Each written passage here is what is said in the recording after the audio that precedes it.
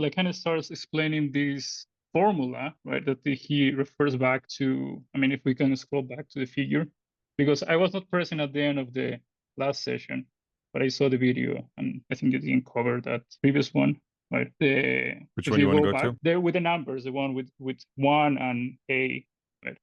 Just to make reference that yeah, if you go up, This one here, that one, yeah. Just to 12.3 make got. reference, just to make reference that Lacan is playing again with the Fibonacci, right? So that's why he has this strange formula of A divided by 1 minus A, right?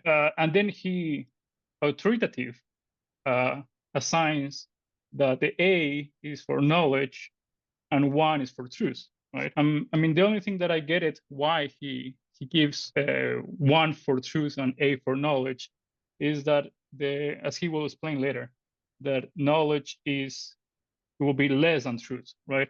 The field of truth is the one that of a speech, right, of the enunciation, right, and this knowledge, right, is less than truth, right? So that's why we have the A. So I mean, I don't really understand why he uses the Fibonacci, but the only thing that I get it for using the Fibonacci in this case is that the A is always less than 1, is the remainder, right? So I think we can just explain that we can continue. So that's why he makes a reference to go back to see this formula, right? And then we have this interesting, I think it's crucial, this second paragraph to analyze. So I will just read it. It says, such an a priori formula bears with itself a certain degree of obviousness. Okay, so it says that it's obvious. Okay. The kind of that corroborates what psychoanalysis is most commonly recognized as having contributed, which is as follows. We know that somewhere in the part of us that we call unconscious, a truth is enunciated that is such that we can know nothing about it. This very fact constitutes a bit of knowledge, right? So I think this is crucial to understand what he will discuss later, because if you see knowledge, when he talks about knowledge, he's not talking about this vastness of knowledge that he will in the next seminar talk about the university discourse, right? Because the university discourse knowledge, it is represented by the S2, the signifier, right? But in this case, knowledge is A, which is not the knowledge of a university, but the knowledge of psychoanalysis, of the A, right? Of the unconscious, right? So I think this is crucial not to get us confused, because I was getting confused, right? So any comments for this part?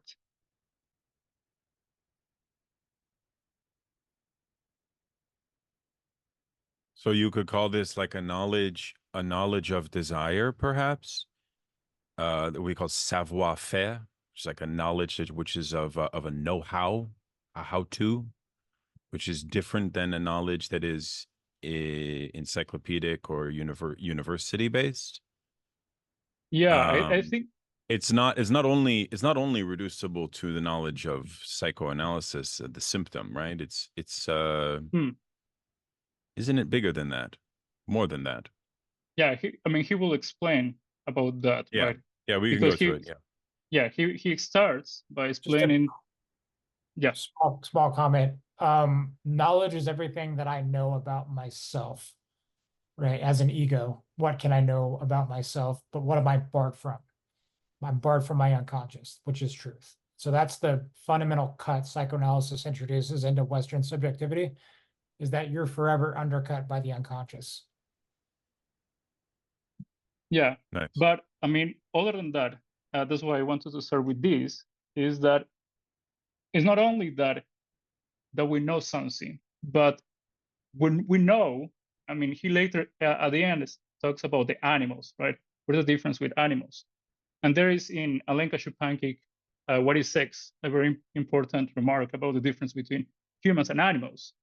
That she says that humans know that they don't know, what animals don't know that they don't know, right? So the knowledge that he's referring is of the existence of the unconscious, of this place that we don't know about. It's not just that, it's not simple. I mean, then we have, by desire, we have knowledge about it. But the most primordial thing, the knowledge that of psychoanalysis creates its form about, is the side of this unconscious, right? This is the cause of desire, right? Lacan is referring to A as the cause of desire, not just desire, but the cause of it, the lack, the object of it, right? That's what I think it's important to differentiate, but he will explain more in depth. So Andrew has a question. Yeah, or comment. Yeah, it was regarding what Chris was elaborating on. I may have this knowledge about myself, which is egoic and you could say possibly imaginarized and misrecognized.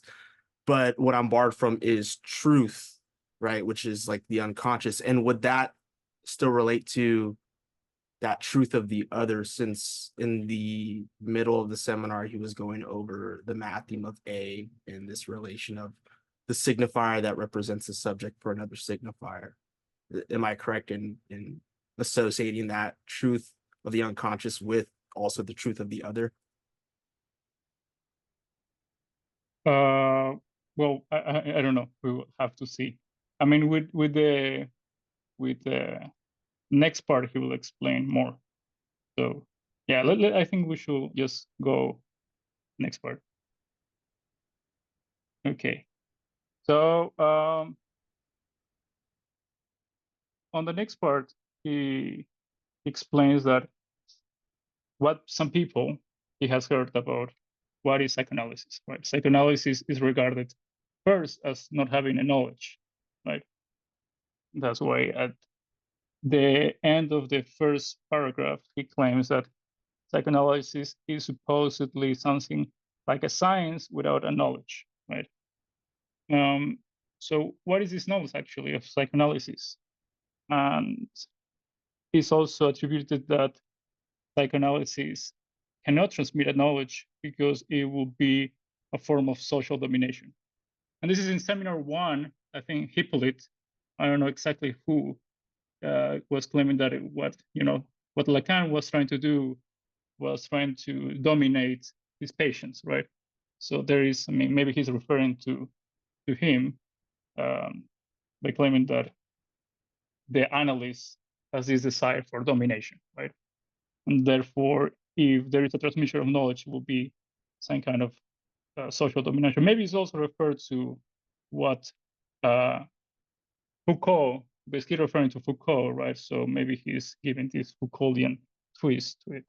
Nevertheless, we move to the next part, next paragraph, and says that it is not true, right? That there is a knowledge of psychoanalysis. Let's just read this. It took him to task, proffering that it is not true that nothing in psychoanalysis experience can be articulated by teaching, that nothing in psychoanalysis can assume the form of a knowledge-based doctrine, and that owing to this, since what is at stake is what is presently being called into question, nothing can be skillfully enunciated in terms that are the very ones that I wish enunciate in that knowledge here.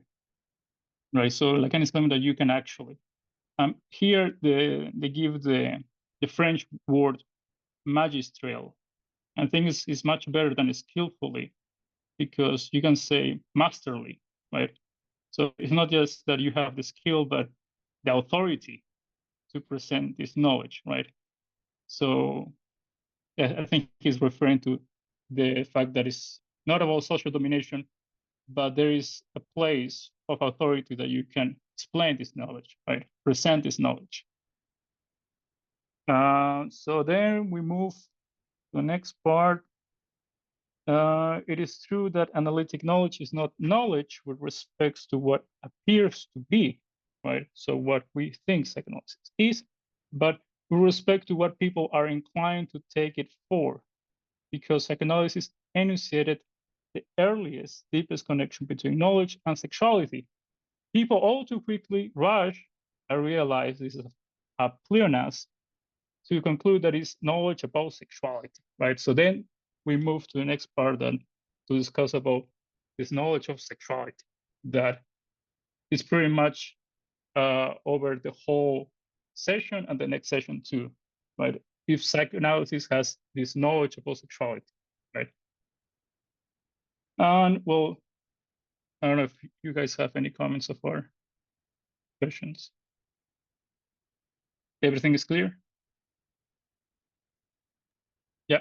Well, it's clear to me so far, yeah. And I don't think it has to do with Foucault. I think it was just an offhanded remark from the student, which the question revolves around the repeating theme of the whole seminar, which is about like themes having to do with Marxism, right? And that's how I read it. It's like a student asking a question loosely related to that. And then I think on this point of sexuality, what he's responding to there also is the probably repeating theme that we're going to see in several sessions now, responding to a group of French psychoanalysts that he conceives of as vulgar Freudians, who probably would argue that psychoanalysis, the knowledge of psychoanalysis, is one of sexuality. Because I think that when Lacan says this, as Lacanians, you can naturally agree with him, but I also think that a lot of psychoanalysts would disagree with him on this point. Yeah. I mean, especially, I forgot his name, Jung, right? In his understanding with the archetypes and everything. Also even the left wing, the Reichian, who he addresses in 3 seminars from now. He addresses them directly. Well, he claims that Reich is not a psychoanalyst. Actually, he's not doing psychoanalysis. So let's see. I have some. I will have used my. I made so many notes, so but you cannot see it anyways. As for teaching, if you will allow me to. Okay, so let's read the next part. We like to think that by the end of an analysis, the obstacles that stop men, the men to whom women say such things. I think that's important, right? Because he says to stop men, but what kind of men? The men to whom women say such things. I missed the last part. It says that they may tell you, you don't hold me the way you are supposed to hold a woman, right? So we're talking about the knowledge of sexuality, the knowledge of how to do it, right? That we are expecting a psychoanalyst will know, and they will give us how to, how to fornicate, how to, have a relationship, right? A sexual relationship, right? And that these men, right, in therapy, are the men that have this super egoic demand from this woman that tell them you're supposed to know how to do it, right? Chris? Yeah, he brings up courtly relationships in Seminar 7, so this is kind of a repetition on that theme. So for example, I watch a lot of ballet for a living because I work in a theater, and we have what's called story ballets. And it's all about how does the guy get the girl? How does the man go through the proper feudal relations to obtain the woman, right? He begs the king for the hand of the daughter, he defeats the bad guy, and he gets the girl at the end of the ballet. And so for Lacan here, that's sort of the quote unquote knowledge people would seek from a psychoanalysis, is how to obtain a relationship.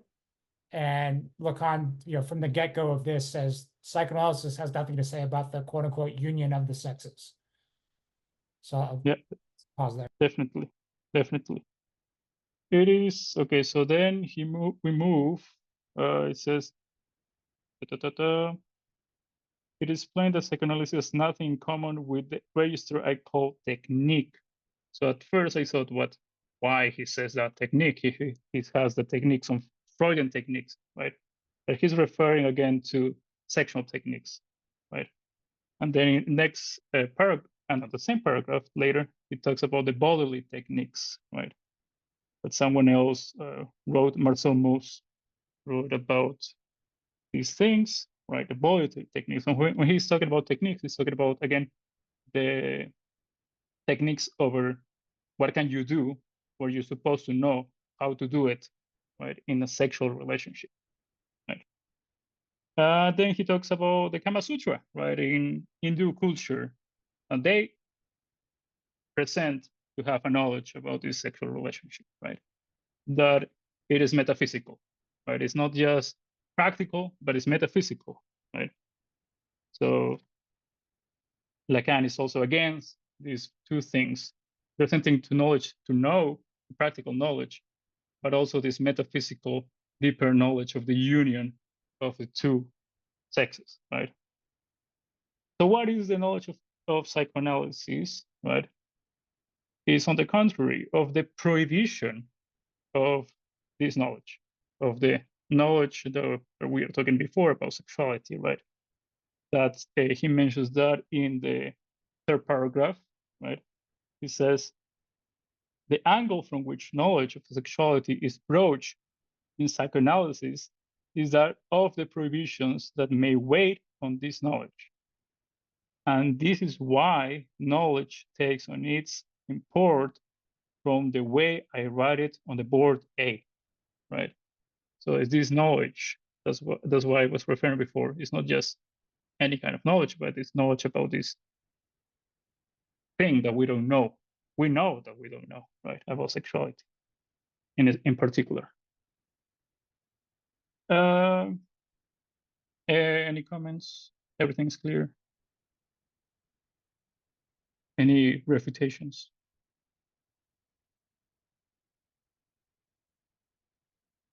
Okay. Let's see. So it says, we approach sexual knowledge from the spot where this prohibition waits. And this is why Freud's first statements about the unconscious emphasize the specific function of censorship, right?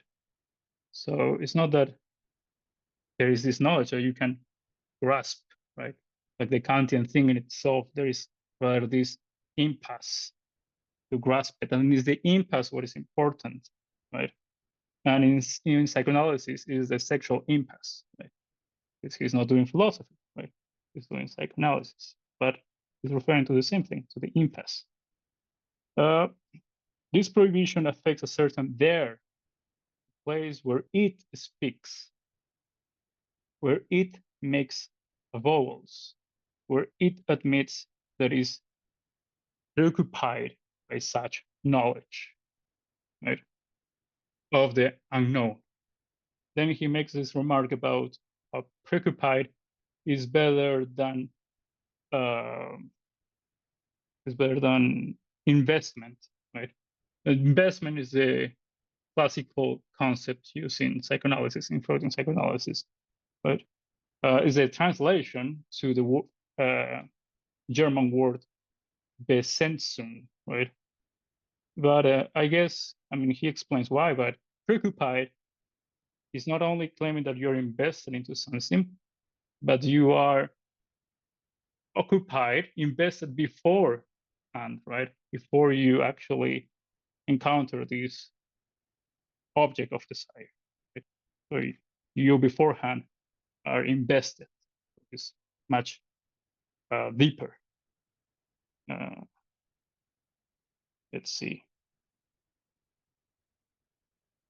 This is, the next part says, this is clearly what requires to always return to the function of the unconscious, what can be meant by knowledge that preoccupies us when its defining characteristic at a certain level that is articulated on the basis of truth is that it is what we know the least about, right? So we're preoccupied with the least we know about it. So this is, especially in the seminar about anxiety, he focused on that.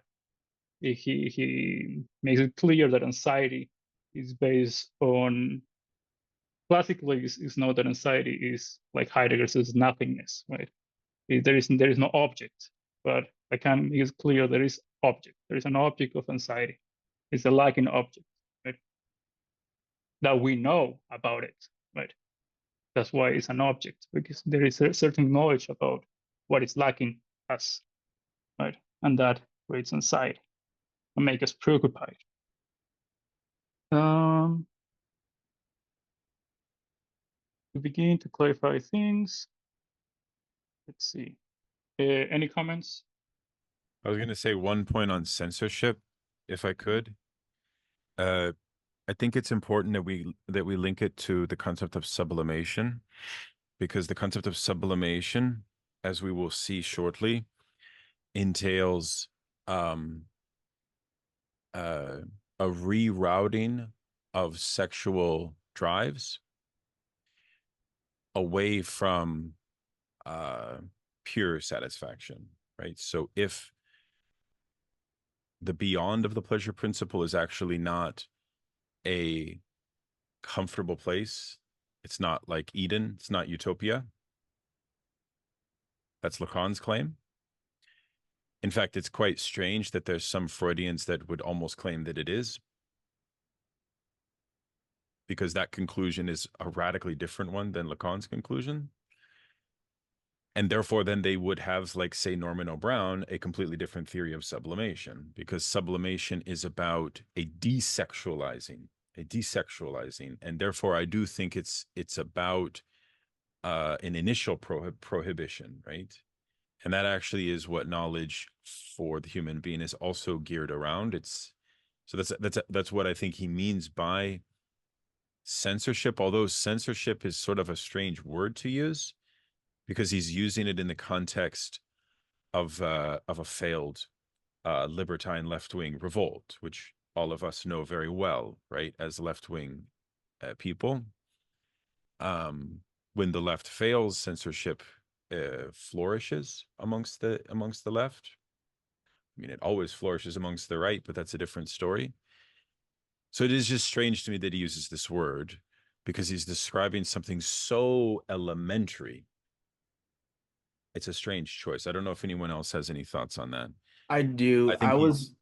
Daniel, Go I ahead. was thinking more of the fact that when he's talking about censorship in regards to the unconscious, and he's talking about Freud, censorship of the dream, and how there is a censorship of the sort of wish fulfillment that happens on the level of not only the way that the dream manifests, but how there is a relationship between censorship and the superego, and its injunction.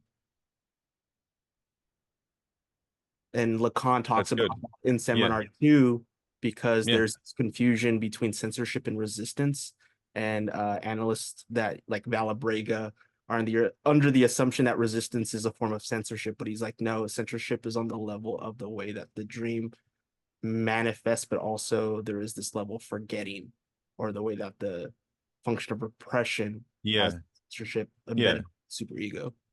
Right. He's talking about how the Kama Sutra, right, like the status of the knowledge of sexuality has to be founded on a fundamental basis of censorship, of restraint from pleasure. Because what is the Kama Sutra? It's a disciplinary set of strategies to discipline your body to extend pleasure, to not go all the way in to it, right? That's what it's a knowledge of, right? And so therefore it's a knowledge of censorship, because it's about, so I don't think it's about dreams in this instance, although of course that applies there very neatly, but I think it's also about this particular form of knowledge of sexuality, knowledge of sexual practice. I think this also relates later when he talks about the Marxist knowledge, right? And how some people think that we can use psychoanalysis to free the proletariat, right? But he thinks that nonetheless, what are we freeing from, right, is more ambiguous when we think from a psychoanalytic point of view, right? Because censorship, in its most basic form, is a form of protection, right? Like in Freud talks that in the interpretation of dreams, the censorship is a form of protecting of producing a dream in a way that you can protect the subject from actually confronting this, traumatic event, right? So Well, also censorship, it's also the taboos. So it's a knowledge that has sought to also transcend the taboos placed on sexuality from social repression. So it's also a confrontation at that level. Yeah. Right. Which is interesting, of course, if you think about our contemporary society, which is a society which has seemingly like loosened taboos on sexuality and so on, right? Definitely. So I think he means it, yeah, in this way. But Andrew, I don't know if you have any thoughts on that. Zizek makes a. Well, let me just make this very fast. A comment about how the lack of censorship has made people more anxious about the sexual confrontation, right? Because they don't know how are they supposed to behave, right? So this lack of basic rules, right, that are superficial rules, nonetheless, makes people more anxious, right? Right, exactly. I think one thing that's also interesting, just in regards to censorship, is that you always know what's being censored, right? It's never ambiguous. It's always presented in a censored format, but you can always tell what's behind the censorship. And so the question of how do you get somebody to talk about something that's censored, when it's related to what we're talking about with, the superego, voice of the mother kind of thing, if your father found out, would you be ashamed of yourself?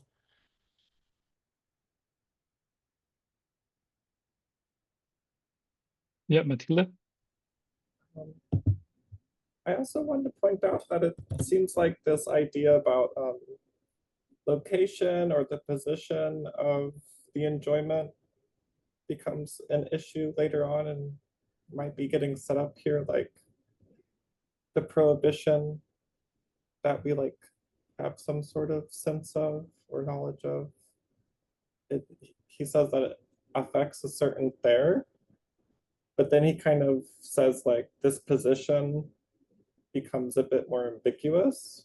So like, I was wondering if right here it's like there is almost like a misstep, but like this knowledge, this prohibition, like this sense or knowledge that we have of this prohibition, the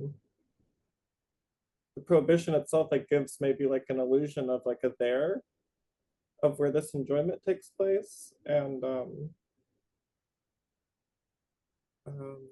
the position becomes ambiguous. We might want to read on to get to this point of the hypnotic trance, of the knowledge of civilization and the torpor, all of this stuff. It gets quite related to what Matilda is saying. Perhaps Luis, we would want to read this. Yeah, like literally from to begin. I imagine that's, unless you had another plan, please. You go. No. Tell me where. Oh, I was just saying, like, since we already looked at this paragraph here, I would propose that we read from this as clearly, like literally all the way down to here. Okay, so it says because it, Okay, it says this is clearly what requires us to always return to the function of the unconscious, what can be meant by knowledge that preoccupies us when its defining characteristic at a certain level that is articulated on the basis of truth is that it is what we know the least about. Wait, it's a question. To begin to clarify things, we might say that from a certain standpoint in our culture, in our civilization, in the bubbling stew in which we find ourselves, which is, in any case, the only term that justifies your gathering here, we might go so far as to claim that psychoanalysis fosters a sort of hypnotic trance, one that is such that sexuality is, after all, it's quite true, kept in an unprecedented state of torpor among us. None of which constitutes a reason why psychoanalysis could in any way serve contest, since that it is what is at issue, the well-foundedness of the transmission of any knowledge whatsoever, even of its own. Psychoanalysis does, after all, constitute a field of knowledge. It clearly discovers something, however mythically it has been formulated. It discovers what is known in other registers as the means of production. Production of what? Of a satisfaction. It discovered that there was something articulable and articulated, something that I designated as montage, see Seminar 11. And it literally cannot be conceptualized otherwise, something psychoanalysis calls drives. So he's now moving to the drives, explain the drives, right? This is a kind of knowledge of psychoanalysis, how the drives satisfy subject, right? Not by possessing what is beyond the limit, but on the other hand, by not doing that, right?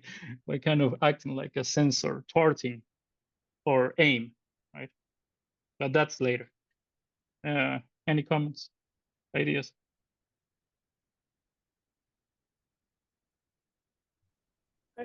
I do wonder about this discovery and how it's maybe related to like the program for scientific psychology, like that whole psi model, and like because that seemed like a discovery and it had to do with the unconscious and language.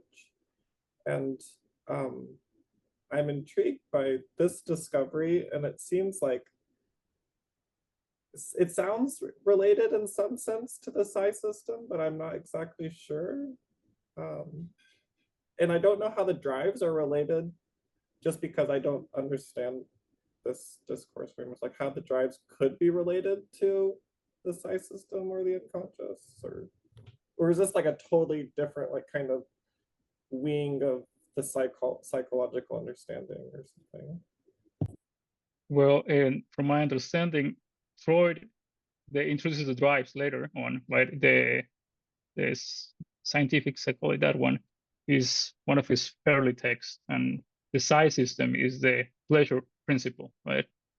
That later can be contrasted with the death drive, right?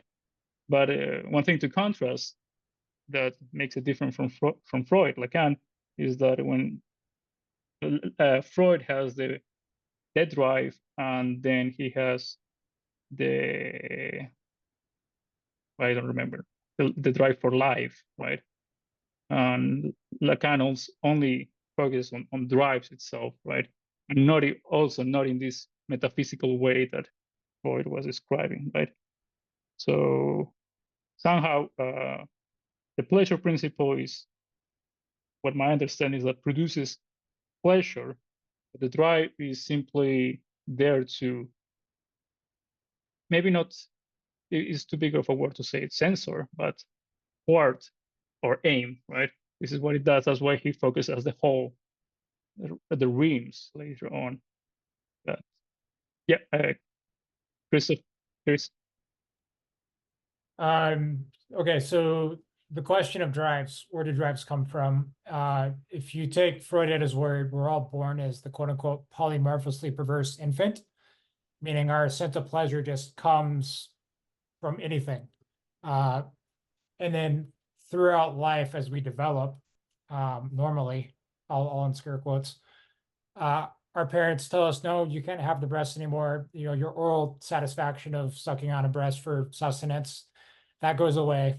You're told when to defecate, and all this stuff. That's, the development of the anal drive. The scoptophilic aspect, which he brings up later when he talks about masochism and sadism, and perversion.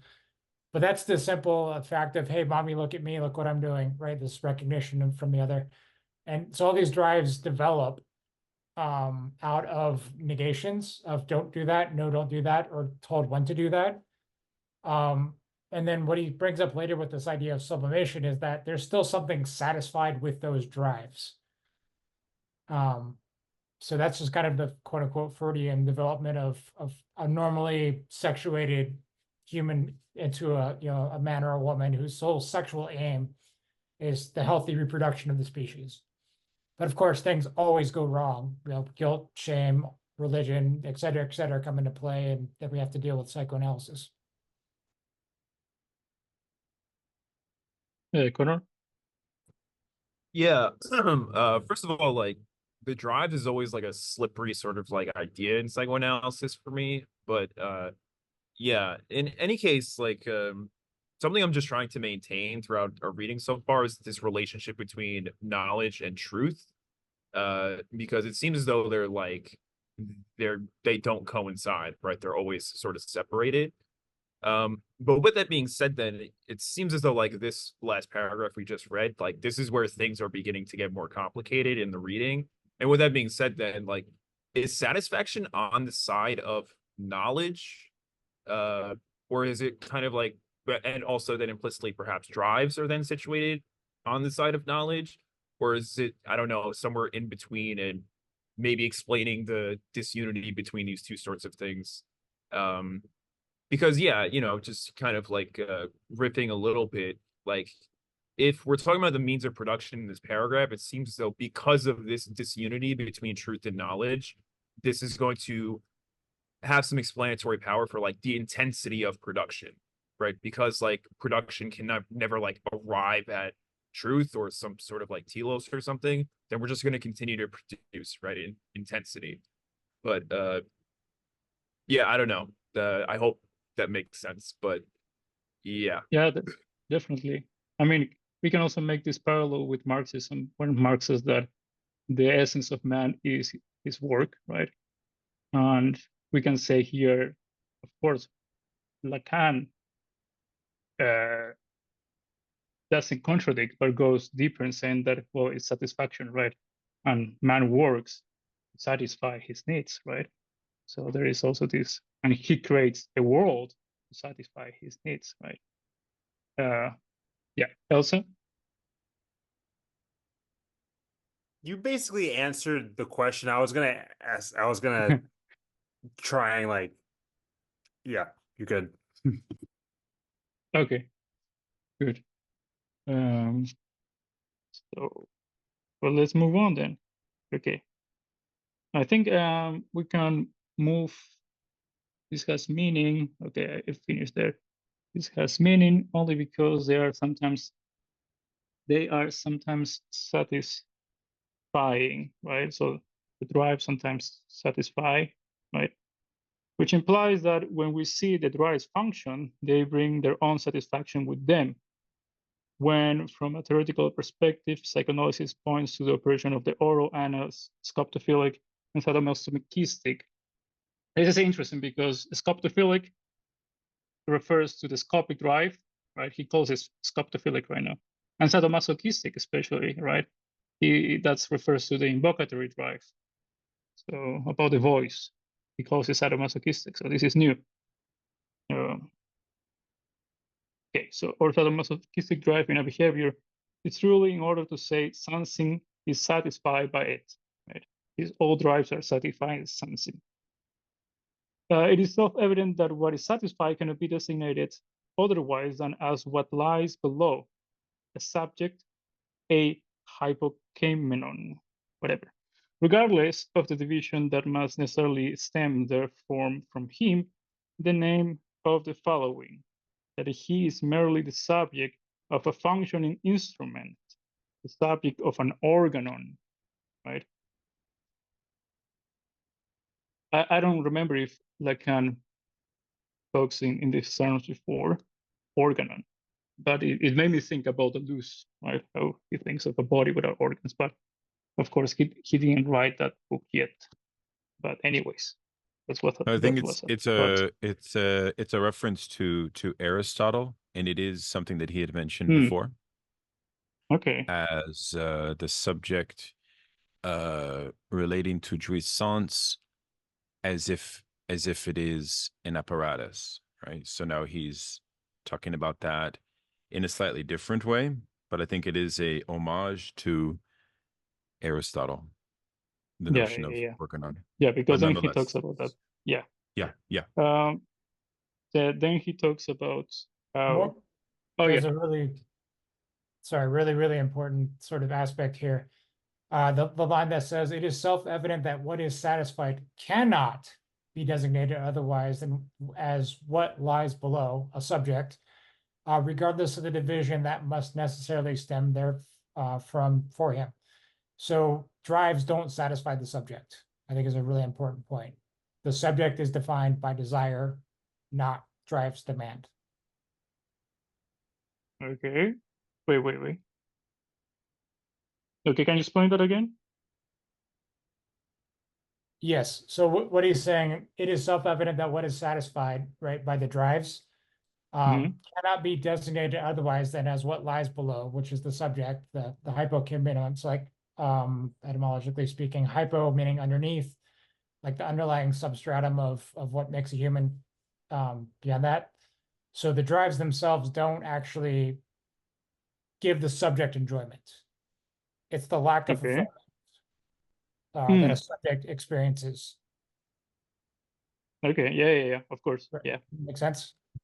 Yeah. Of course. Yeah. Okay. Makes sense. Elsa? This is a question to Christopher. When you were talking about, just so I'm understanding this, so when you were talking about drives not giving satisfaction, are you using satisfaction and enjoyment interchangeably? Or are they are different because enjoyment is talking about like jouissance, right? Or No, your question is good, and it's a really important aspect of psychoanalysis. So the way I would answer that is there's certain pleasure, like I get from scratching my arm and relieving an itch or eating food, right? Simple pleasure in that sense.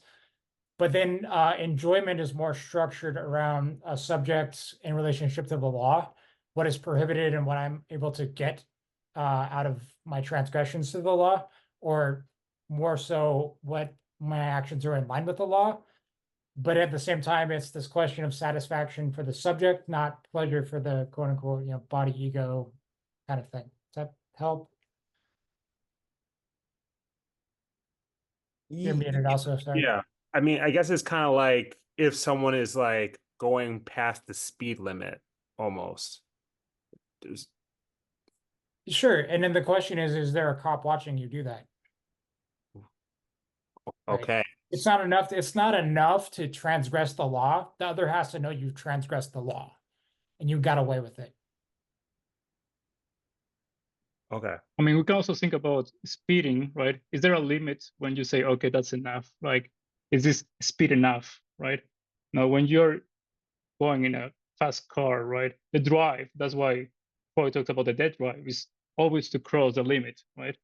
And this is why there's this insatisfaction that make us go beyond, right? That's why Right. the It's drive the prohibition of the law itself that gives you that structure of transgression that you can then enjoy. Yeah, you need the He limit to mentions that a lot transgress. earlier in the book. Right, because in Yeah. seminar 7, he says that the signifier is the limit of jouissance, right? But then, or which would be the law, right? Or in the name of the father in Oedipus. But in later seminars, if I'm not mistaken, he says that it's the signifier that produces jouissance, correct? Mhm. So then Right. it And gets a little bit. there's kind of a aspect of children that I watch a lot, which is again when they sort of look for their parents' approval. It's not enough that they can just do something and enjoy it on their own. They then have to turn to their parents and say, look at me do this. Right. It's the recognition from the other that allows them to actually have enjoyment out of the act. And this gets sticky later with neurotics when what they do is they try to refuse castration by refusing to acknowledge the other and their acts. And so the more they have to incorporate the other, less by mediation of the partial object, and more so by an actual confrontation with the big other as such, is where neurotics have the most problem. We'll see this later develop in perversion, when perverts, he'll talk about this later, when perverts are the ones who, neurotics only fantasize about what perverts enjoy doing, kind of thing.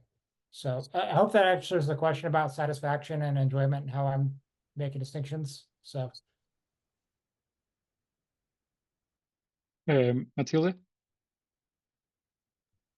Yeah, I wanted to point out that I thought it was interesting, and I think he like emphasizes the fact that the drives like are mythical, but that their satisfaction is what like indicates their existence. And it seems like in order to get at the drives, we have to focus on the satisfaction that the subject who's divided experiences or something from them. And like that the definition of the satisfaction becomes like the focus of the investigation. Right. But why are they mythical?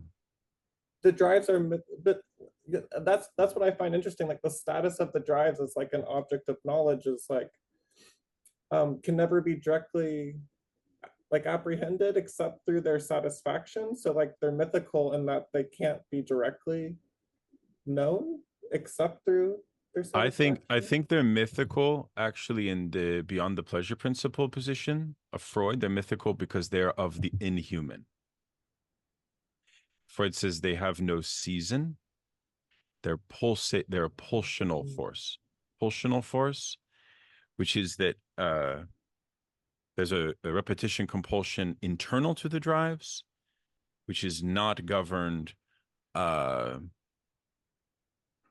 which is inhuman. And that's what would grant them that is actually what would grant the human the status of a heroic possibility. Okay. That's right. would- So that's actually what the drives are, what you could say in a sort of romantic vein. And I mean, obviously we have this from Nietzsche to Jung heavily in post-romantic late German idealism. That's exactly what the drives are the source of, right? That is what is meant by mythical, right? I mean, Lacan will take it in a very different direction than that, but I think that's the meaning of mythical. I was gonna say, because Lorenzo Chiesa says this about Lacan's use of the term drive as mythical, is the fact that, well, the myth of Oedipus follows a logic, and so the drives are mythical in the sense they follow a logic of impossibility and an impossibility of formalization. And drive itself as a theory in Freud is an impossibility of formalizing. Yeah. Yeah, that's good. I mean, yeah, that's helpful. We can also think about, I mean, what makes all societies from history, the interest of all societies, or the beyond, right? So all societies are based on a myth, right? This is Levi-Strauss, work, the myth that defines a society, from which then we have as a common myth the censorship for the matter, right? The taboo, right? So maybe that's also why he's referring to the myths, right? Well, let's move on unless someone else has any other questions. Okay. Let's say I move to the next part. I think a question that arises: how do we define this satisfaction? There must all the same be something fishy here, since what we do when faced with these montages is dismantle them. Okay. I was not very sure about this, but I think this is the work of the drive, right? To dismantle, to being insatisfaction, right? Unless someone else has a better reading of what he means by dismantle them. I think you're right, but I think, as Andrew said earlier, there's kind of like a resonance with the topic of dreams, and specifically with regards to kind of analyzing them episodically, these moments within them which present themselves to us as a sort of a coherent part within a whole. Okay, can you explain more about that? What do you mean? Why dreams?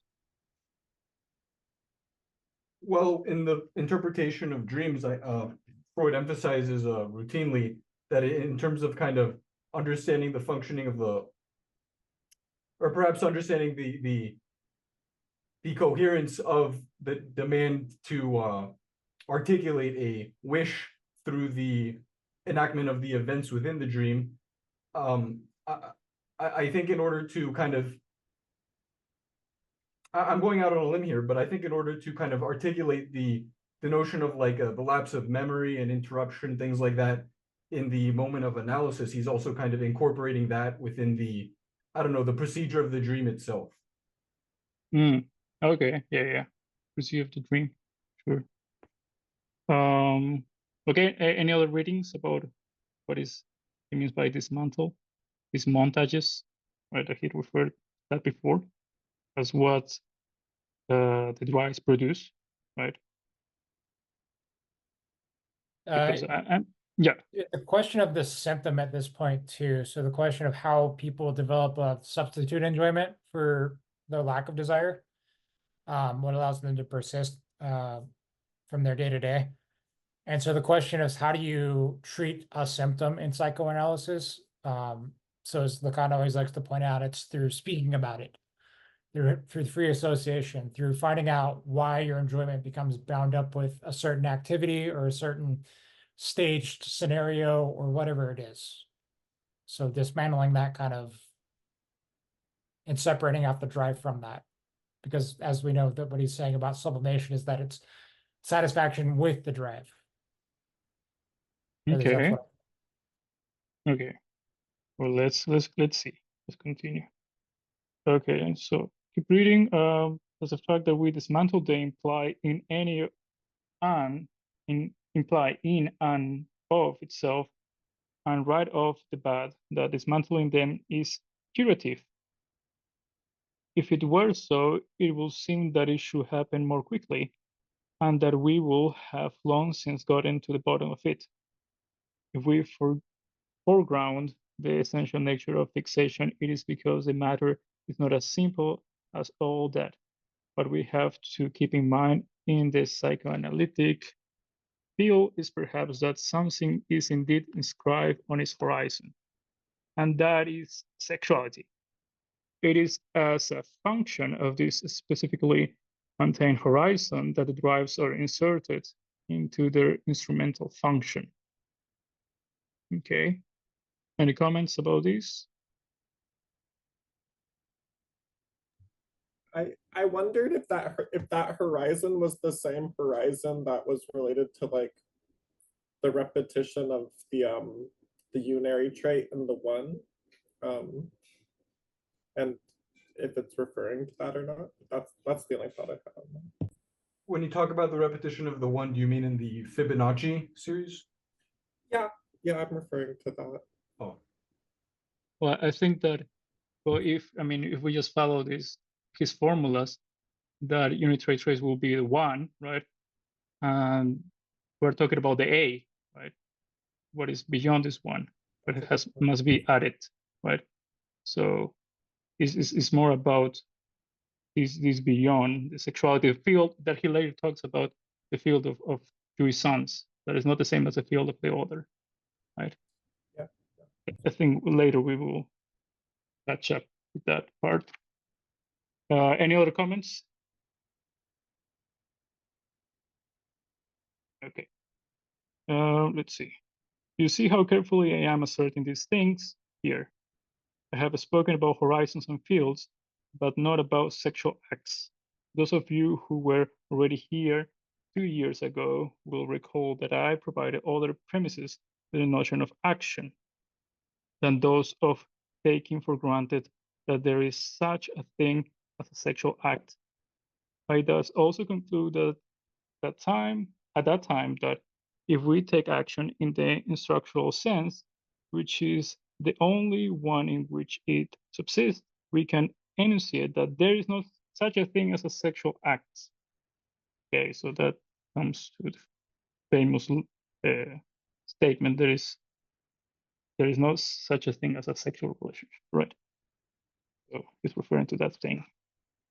We will return to this, and you obviously suspect that it is in order to return to it from a different angle, this year's angle, which ran from one other to the other. He always claims that he's going to finally explain the split there from the other to the other, to the small other. But okay.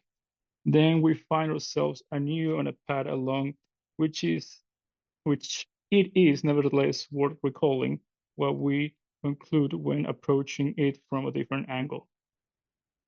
Okay.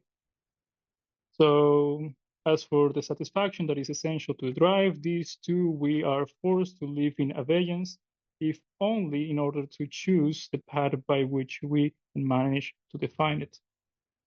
For the time being, we can jump straight to the heart of the matter that is located somewhere at the level of the equal sign of the equation I wrote on the board. It is at the center of today's investigation to what satisfaction can knowledge itself correspond, right? So what can knowledge satisfy? Or what is the satisfaction that brings knowledge, right? So next part. So this is the part when he makes the difference of the savoir-faire, how to do it, right? And it's specifically the it, right? The how to do the sexual relationship, right? And we talk about the field of sexuality, how to do it, right? What time is it? I think the thesis or the concept that's very murky regarding dismantling again returns us to this more elementary move of even the sublimation thing itself, in the sense that as Chris mentioned, the erogenous zones by which the drives pulsate, we're constantly interfering with them. We are constantly dismantling them, right? Because it would be impossible in some sense to be like a full body without organs in civilization in some ways. But that would be interesting if like that Deleuzean notion of body without organs would be a refusal of the dismantling of the montage of the drive. But that's how I'm reading it at the moment. And obviously also I think something like that theory of knowledge that he's developing is a part of this dismantling process as well. Mm-hmm. Yeah. But still, it's not clear to me. So I think maybe hopefully Yeah, he will reveal what he means by montage. It is a term that that he has used. I forget in which seminar, but it is a concept that he has used before. Chris? Just a quick comment about erogenous zones. It's actually more common that the erogenous zones don't have a proper name on the body, rather than, penis, vagina, breasts, whatever. But it's actually all the in-between areas that are more sensitive, right, and more prone to pleasure, which I think is interesting. Right. Language overriding. That is interesting. Yeah, that's very interesting. Yeah, no, the whole polymorphous perversity is a fascinating concept to think that is a form of subjectivity that we are initiated into. Is one of I mean, that's what Norman O'Brown thinks is the number one insight of psychoanalysis. So, in Life Against Death. I mean, Lacan had already addresses this in the Mirror Stage essay, by the way. Please go ahead, Luis. Yeah. Okay. So, well, let's move on. So he talks about this knowledge of how to do it, right? But then he moves and explains, but more than how to do it, how to be there, right? And I have some hypotheses, but later to make about this. But right now, I think it's important to notice that when he refers to how to be there, and in correlation to how to do it, he refers to the field of sexuality, right? Or jouissance. Okay, so there is that, right? How to be there, right? That is correlated to how to do it. This leads us back to the angle we are taking here, bring us back to the basis as is fitting of our endeavor. Indeed, what Freud's discovery proposed is that we can be there without knowing we are there. And also that when we most firmly believe we are taking pains not to be there, when we are sure we are elsewhere in another field knowledge, we are smack dab in the middle of it. That is what psychoanalysis says. We are there without knowing it. We are there in every field of knowledge. This is why psychoanalysis is of interest to those who call knowledge into question. It's not because of any truth or any ontology, regardless of our field of inquiry. Sexuality lies at the horizon owing to the function of knowledge. So I have a question, what he means by you can be there without knowing it, and you may try to not be there. Okay, what he means, like in like particular situation that, I mean, and if you have an idea, what can you be there without wanting or knowing it? What he means by that.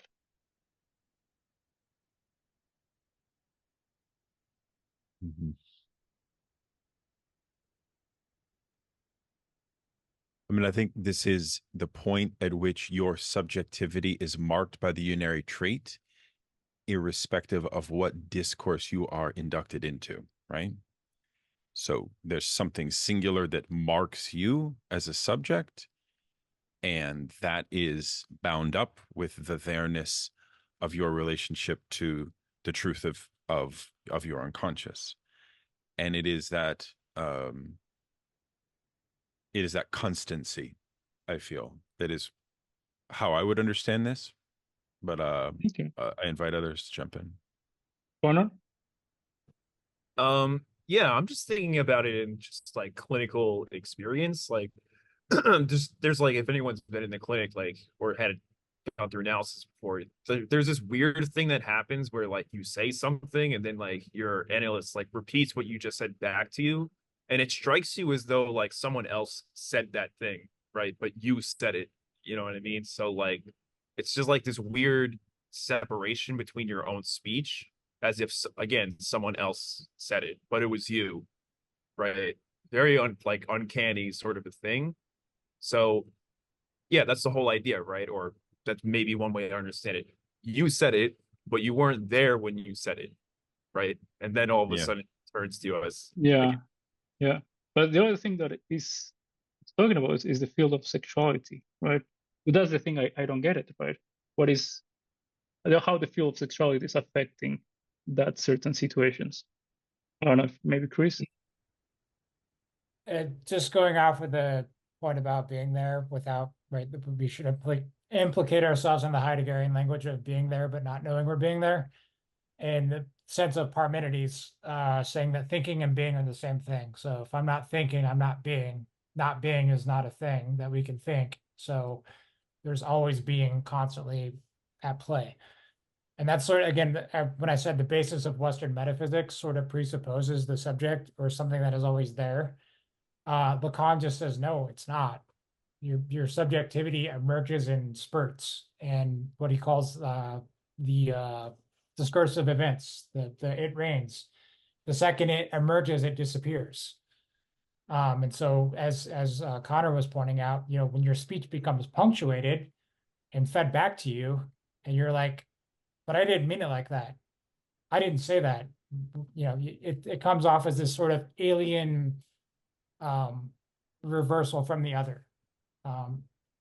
So as a, for example, this is why Lacan says that hypnosis actually doesn't work for producing knowledge about somebody, because it always comes from an alien form, right? If you punctuate something in the moment and get people to stop and disrupt their everyday sort of stream of consciousness, then they go through that moment of hesitation, of time for understanding and moment for conclusion, which is what the basis of psychoanalysis works off of.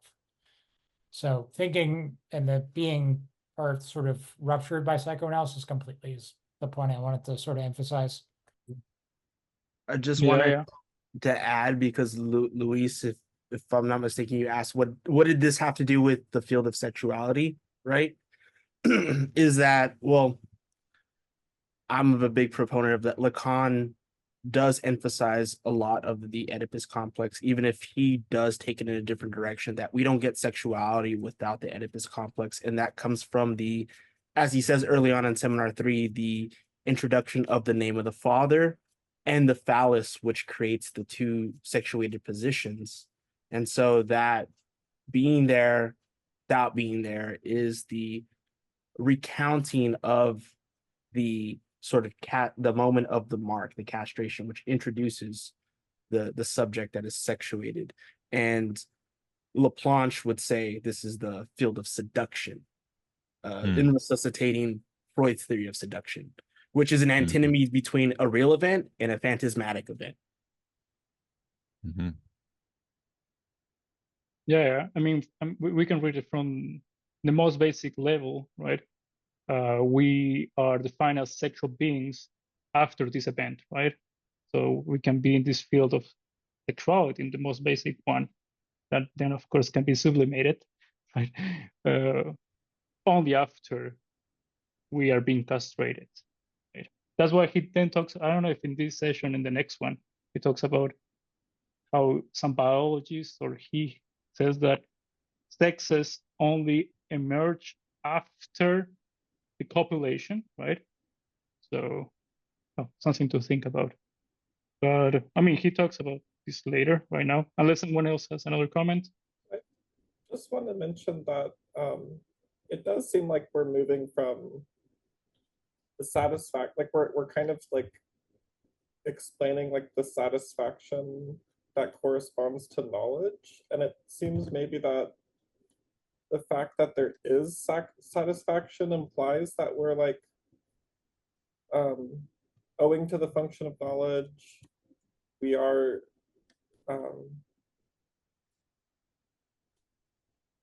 sexuality lies at the horizon of whichever field. And so like maybe like when we just look at the knowledge, the satisfaction of knowledge, if satisfaction is present, then so is this sexuality at the horizon or something. Yeah. I mean, to have satisfaction, you have to, as he says, first to lose something, as he will now may say. So, I mean, we can move on here. So we are there without knowing it. Do we lose something there? There seems to be no doubt about it, since it is our point of departure. We are utterly and completely conformed. Consciousness is dupe owing to the following: serves purpose that it does not think it serves. I say dupery, not trickery. Psychoanalysis does not question the truth of the thing.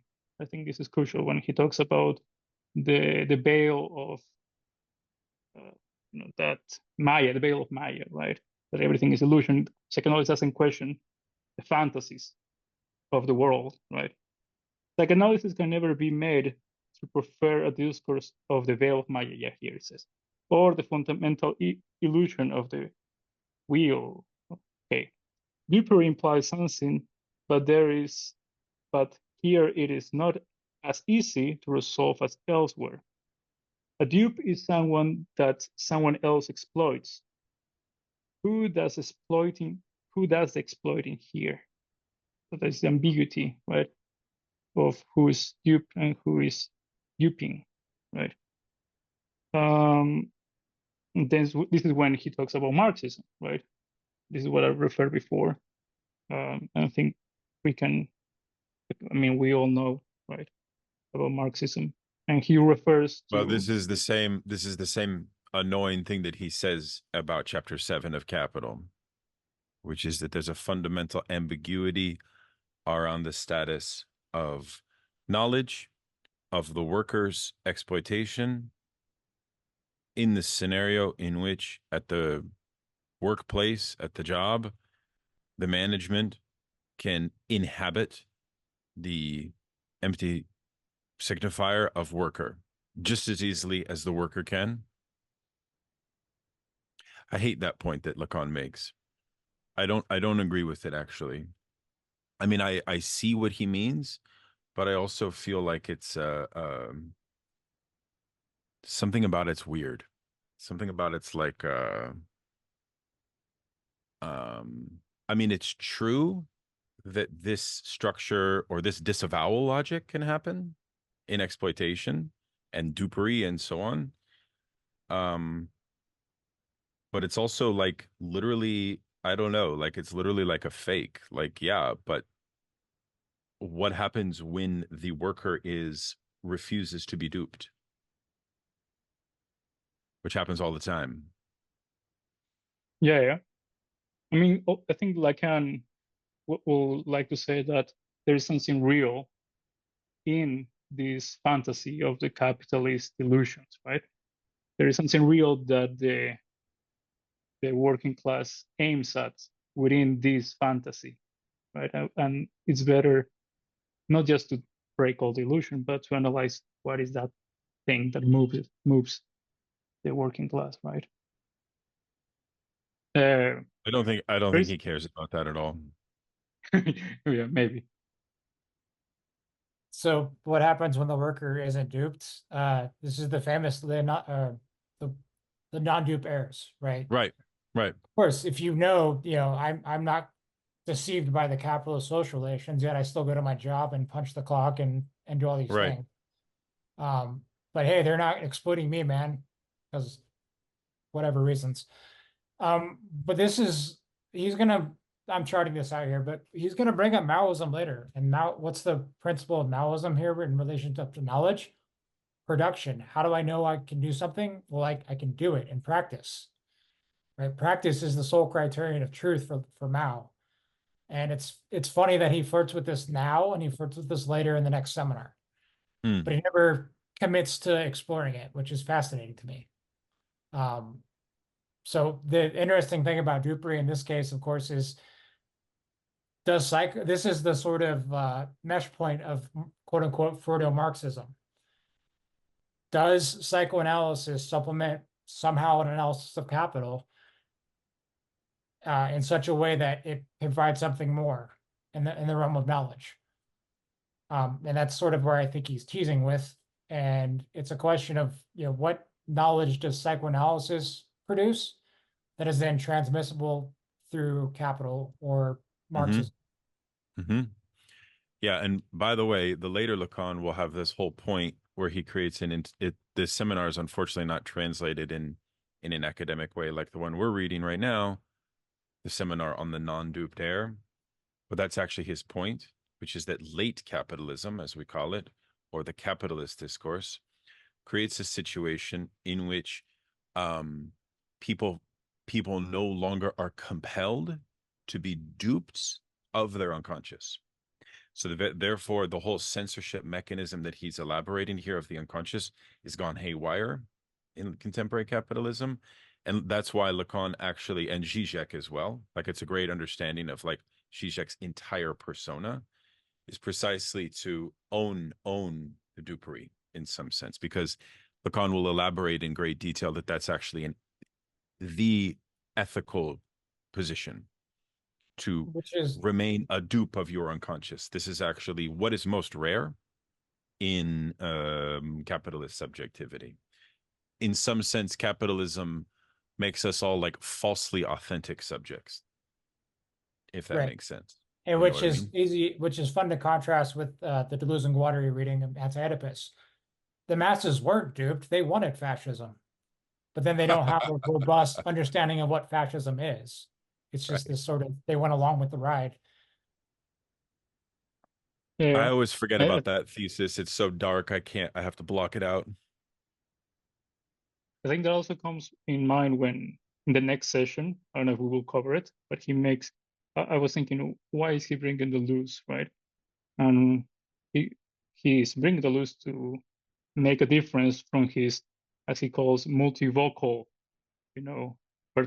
particularities in which each Mm. signifier is self-contained, right? Oh, So the other reason he's bringing in Toulouse, by the way, is because in this book, Logic of Sense, he basically says Deleuze does not have an adequate theory of das Ding. So this is a nice homage to our friend Richard Boothby, who thinks that the most important concept in Lacan is das Ding, the thing. And that's basically what Lacan in the next seminar session is saying about Logic of Sense. Is like, you're missing this idea in your kind of structuralism. So it's a really, I don't know if we'll get to it tonight, but sorry, Connor. yeah, Yeah, I just kind of wanted to like bounce off what you and Chris were just talking about, like especially in regards to. you're Oh, muted, Connor. I'm sorry, it happens sometimes. No, I just wanted to pick up on what you and Chris were talking about, Daniel and Chris were talking about, especially in regards to like this sort of like Maoism and relationship to production. Like that's a really interesting line of thought. I'm excited to see where that goes later in Lacan. But also like not being duped by your own unconscious. And what's really interesting to me is like even I think Lacan is like gesturing towards this sort of a thing. Like even in our own reading today, like at the bottom of 179, he goes, "Is that sufficient? Knowing how to make it happen, know how." So in other words, like is arriving at results like is that a form of knowledge? Is that good enough for us? You know what I'm saying? Because indeed, this is what capitalism tells us is knowledge, gaining effective results. But is that there seems to be something unsatisfactory for us. In other words, then what is unsatisfactory is like the process itself. That's where like gaining knowledge is going to be found, I anticipate, or like I think that's where it might be found, rather than just like, we got the results we wanted, and that's supposedly a knowledge claim, right? So it seems though we're after something more. But yeah, I just wanted to add on to those points. Okay. Well, let's move on to Dupery. Okay, so let's read it here. Does this imply that knowledge of analytic experience is knowledge that simply prevents us from being duped by the most popular strains? What good would that do us if it were not accompanied by knowing how to get out of it? More precisely, an intuitive knowledge how to enter into what is at issue regarding the lightning flash that may result therefrom regarding the necessary failure of something that is perhaps not confined to the sexual act alone. So I think that if I interpret this by saying that if you know the knowledge how, you can be duped and not be duped, right? You can know how to enter, how to exit, right? Is there such a thing as a knowledge to how to do that such thing, right? How to be a capitalist, live in a capitalist world, yet how to exit when you're home or among friends, right? Can we actually do that? Let's see. So next part. With regard to this question, psychoanalysts have in fact remained on the fence. Why have they done so? The fact that they have remained on the fence on their practice can only be justified theoretically. That is what they strive to do. But in fact, they have remained on the fence at the theoretical level as well is, I will say, the problem. Let them find their own way out of it. It does stop those of us who are here, insofar as we are in the hot seat, to try to do like others and go farther. Okay. Then he claims that nonetheless there is things to learn from Marxism Marxist criticism, right? And then he talks about the topic that is an organon. Okay, skip that he contributed to this logic. And I find it interesting by the end of this, I think, yeah, that he refers how some people think that he might have a kind of formalism, a kind of formula, but he doesn't think there is such a thing. And I don't know, I mean, later he, of course, brings his, I mean, next seminar, brings his formulas, right? But he's somehow here rejecting any kind of formalization, right? Based on this correlation with metaphysics, right? I don't know if any of you have any comments about this.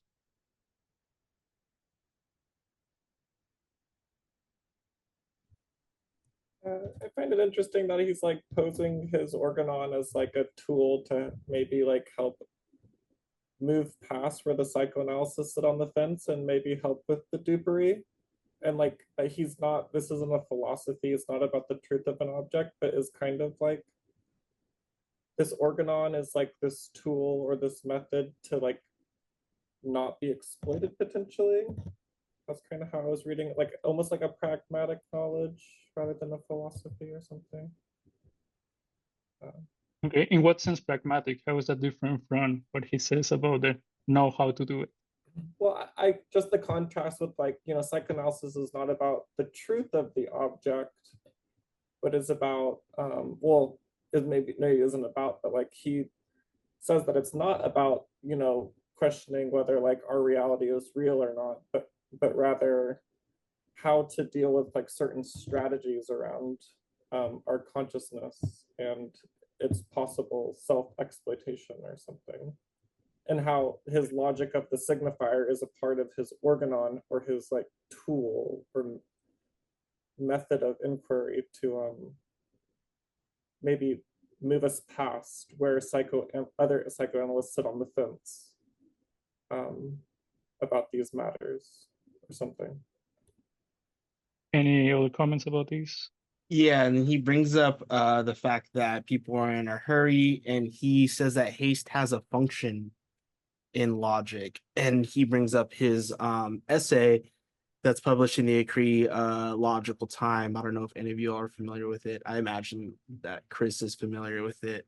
But he talks about how haste and this anticipation for certainty creates a sort of flawed logic based off of a game that's rigged to be flawed because there's supposed to be a specific color that you are supposed to be in order to be the free subject, but nobody is that color, and we're all in anticipation. And he gives this logic at the end of the essay saying, there are a bunch of syllogisms. I know not what a man is. I only know what a man is in relationship to other men.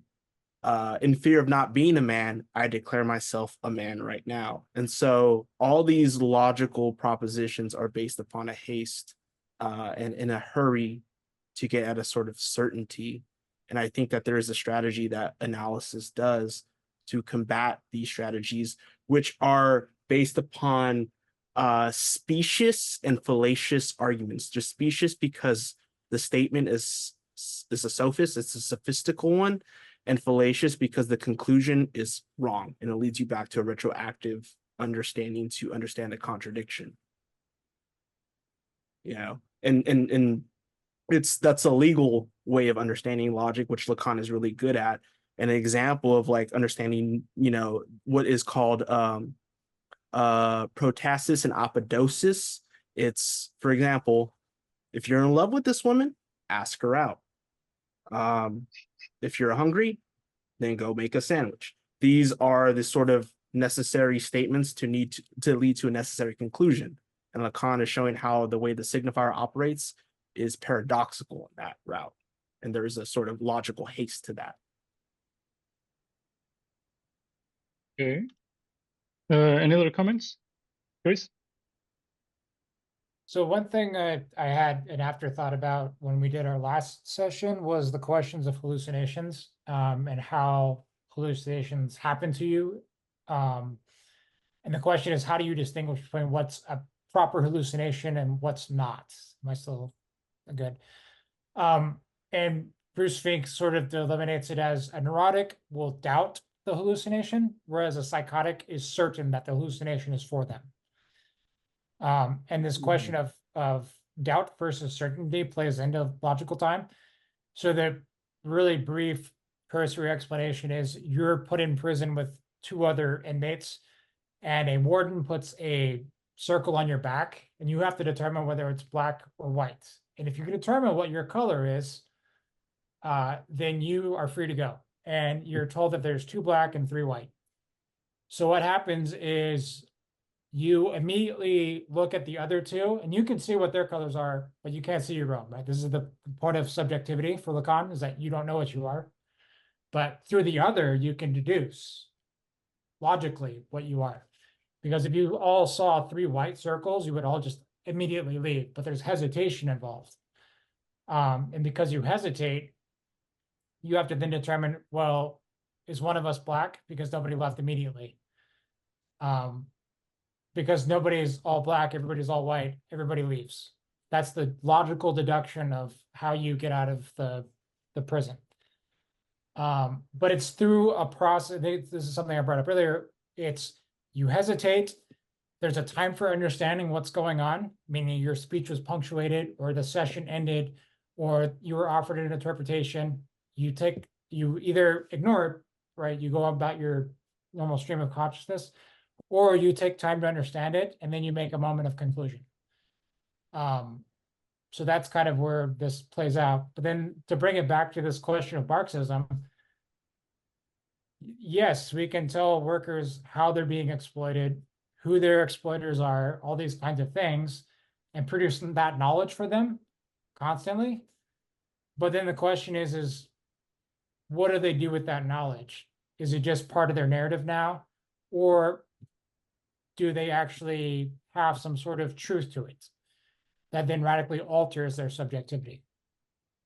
And I think the question here is, does psychoanalysis fit that for the quote unquote Marxist that he's engaging with? Yeah. Elsa? I mean, in a certain sense, when he talks about, I mean, I maybe not in the sense of like direct truth and knowledge, but maybe psychoanalysis is good in terms of like, well, we don't just connect to politics based on like knowledge, but also based on emotion and as well and other aspects. So I mean, maybe psychoanalysis points the way in that way. So I don't know. I mean, the best site for analyzing the logical time and the assertion of anticipated certainty for Marxism is in Alain Badiou's very interesting treatment of it in his text called Theory of the Subject, where he analyzes this in relationship to the masses and revolt.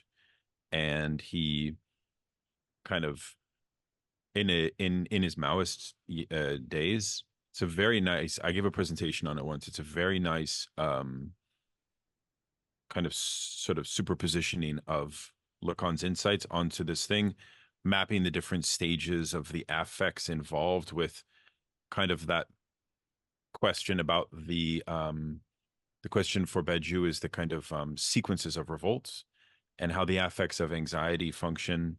It's very interesting. We don't have time to get into it. It would take forever, but that's not quite what Lacan is interested in, because remember, Lacan rejects Marxism as a revolutionary discourse here in a sentence. I mean, it's pretty clear he does, it's not too keen on it, because I think he's interested in pushing psychoanalysis away from a kind of rapprochement with Marxism in a certain way. I don't know if we've gotten to that point yet, but he does mention that here shortly. Okay. Any other comments? All good. So that's in that page. The next page. Now we are by the end of second section. And it says, let us return to the time being to knowledge and take us our point of departure to the other end of what is stated on the board. It is not the same to state a formula by beginning with one end of it or the other. As opposed to our experience, we might say that knowledge is the truth, is what truth is missing, lacks. Right? Okay, so knowledge is what truth is missing.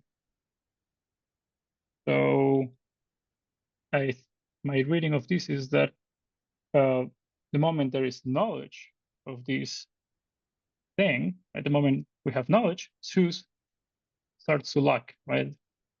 And we can suppose, therefore, that there was no lack without this knowledge, right?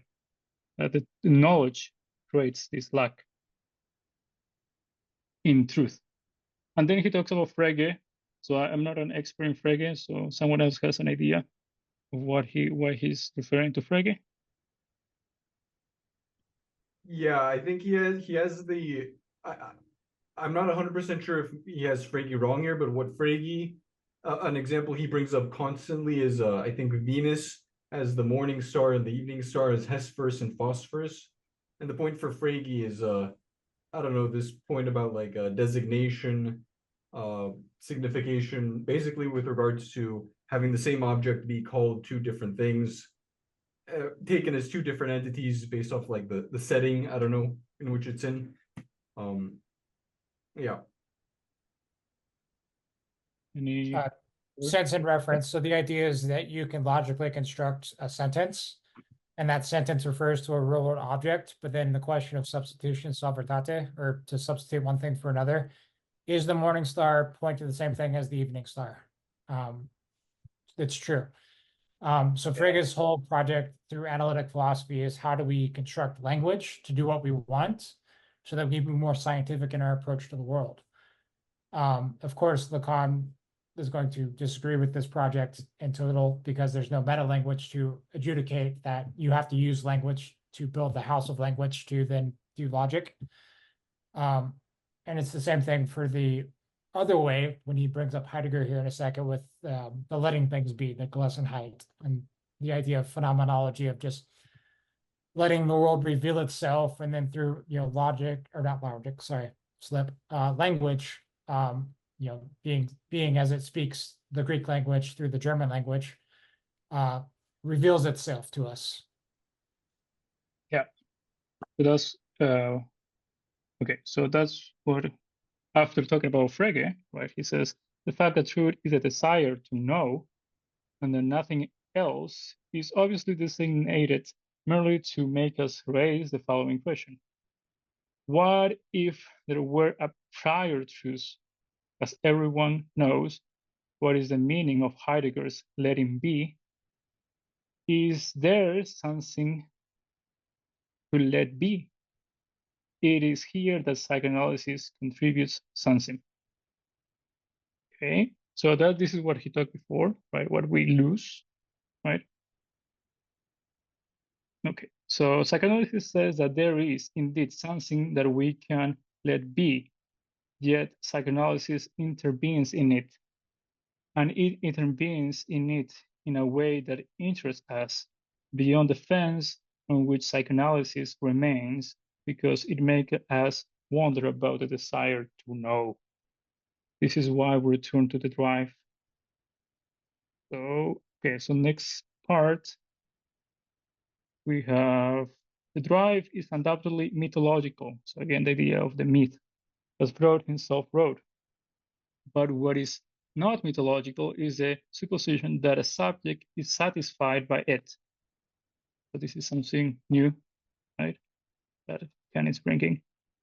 Now, this is unthinkable without already implying the existence in the drive of a certain knowledge of its characteristic, what sexual placeholder.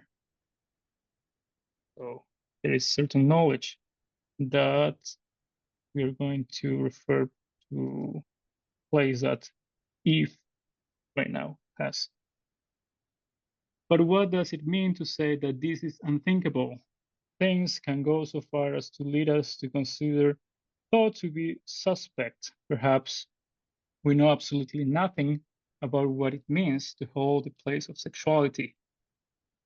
The very idea of sexuality may be an effect of the passage of what is at the heart of the drive, namely the object A. As you know, that is what happened long time ago. For dear Eve handed Adam the fatal apple. This, too, is a myth, all the same. It was from that point on that he viewed her as a woman. So again, the idea of sexuality being created, right? The idea of woman also being created after this knowledge. Like if we remember the myth of the apple, this is the apple of knowledge, right? There's this certain knowledge that creates a gap between two worlds, right? Heaven and the mortal world after they got this knowledge. He realized all the things I mentioned earlier. Prior to that, he hadn't realized he was something extracted from his ribcage. He had found it all very nice and pleasant.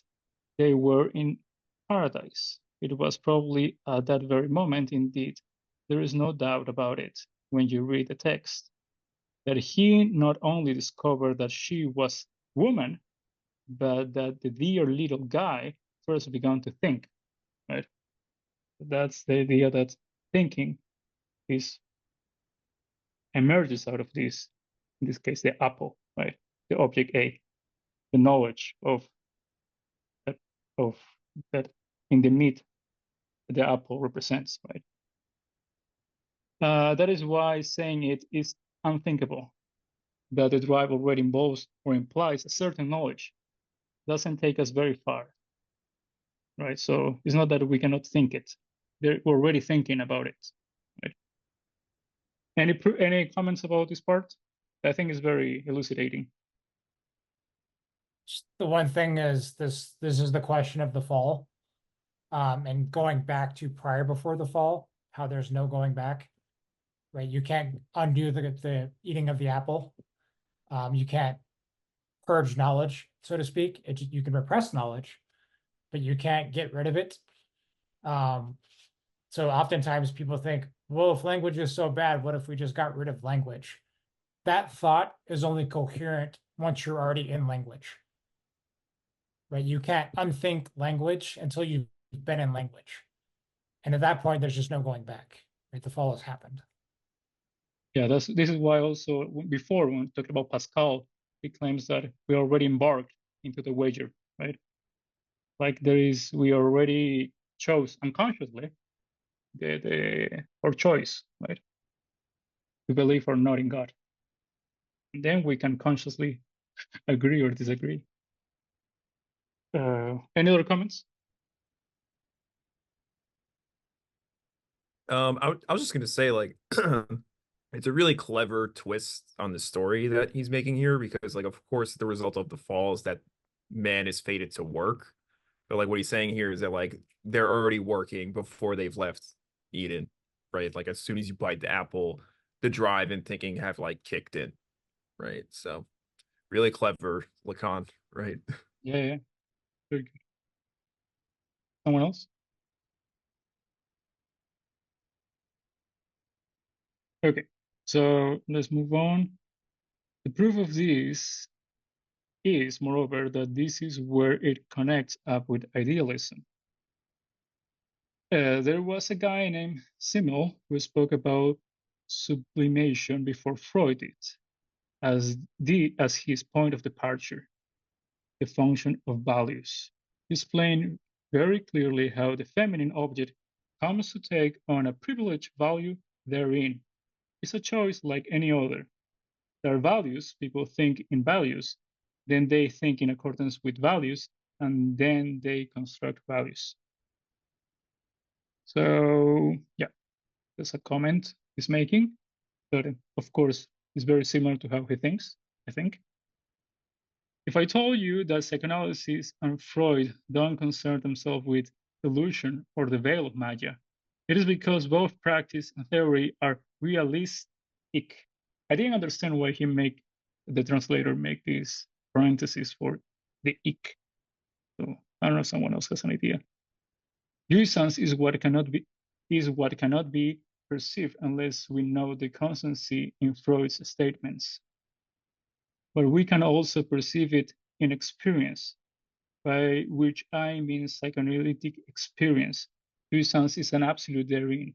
It is the real, which I define as what always returns to the same place. This is the idea that jouissance always comes to the same place, right? And also that this knowledge, and he will later explain, is based on practice, right? In experience, psychoanalytic experience. Any comments? Yeah, I mean, it's interesting that he says that jouissance can only be discovered in psychoanalysis when it is posited as an absolute. That is essential also because that is the subject of the hysteric that posits jouissance as absolute, and we know that the hysteric is the first subject of psychoanalytic knowledge. So immediately what's interesting about this is that we can only discover jouissance when it's perceived through the constancy of Freud's statements, but we can also perceive it in experience, by which I mean psychoanalytic experience. And it always returns to the same place. So that answers that question that we were embarking on before, that Matilda was asking about. So the answer then is jouissance. Anyways, he goes on to elaborate it further. And I think this point on Simmel is interesting. I don't know if you guys know him. He was a great teacher of Lukács, is a neo-Kantian, had this famous theory of money that all of the Marxists got in fights with.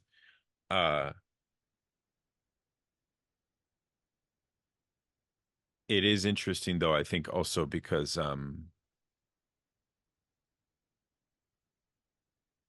yeah, Great values. it's exactly the same thing.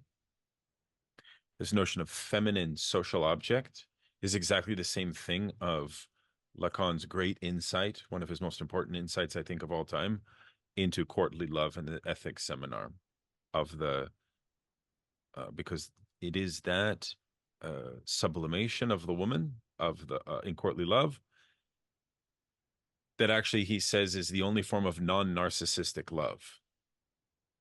And Lacan actually says later in the next session that this form of sublimation is still something I think that he's actually valorizing in a certain way.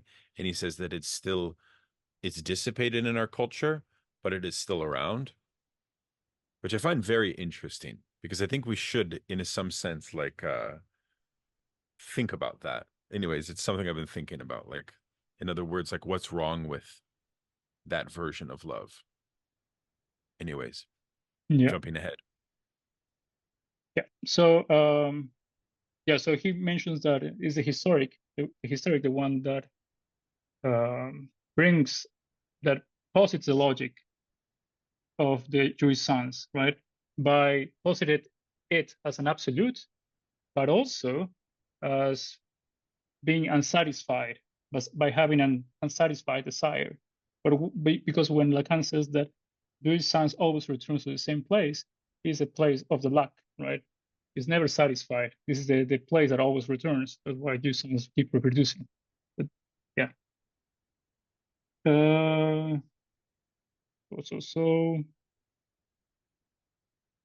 So just to reiterate something that's kind of important in psychoanalysis is that the hysteric's desire is unsatisfiable, whereas the neurotic's desire is impossible, the obsessive.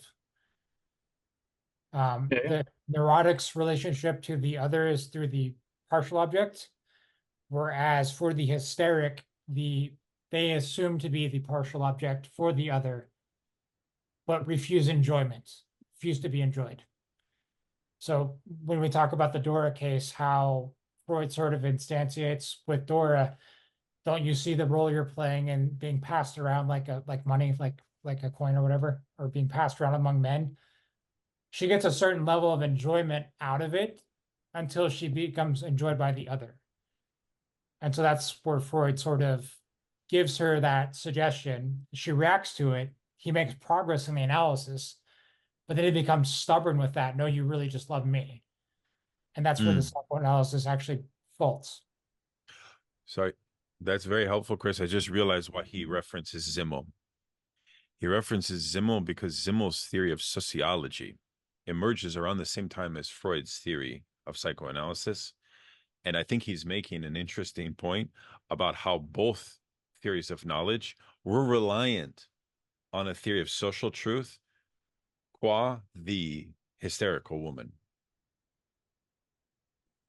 And That's even my reading of that. even further, I mean, he brought up mouse earlier in the chapter in the quote unquote gift of, the giving of things, but woman as the sort of signifier of the community, the exchange of women. Right. Absolutely. Yeah. So I think we can read this part that is important.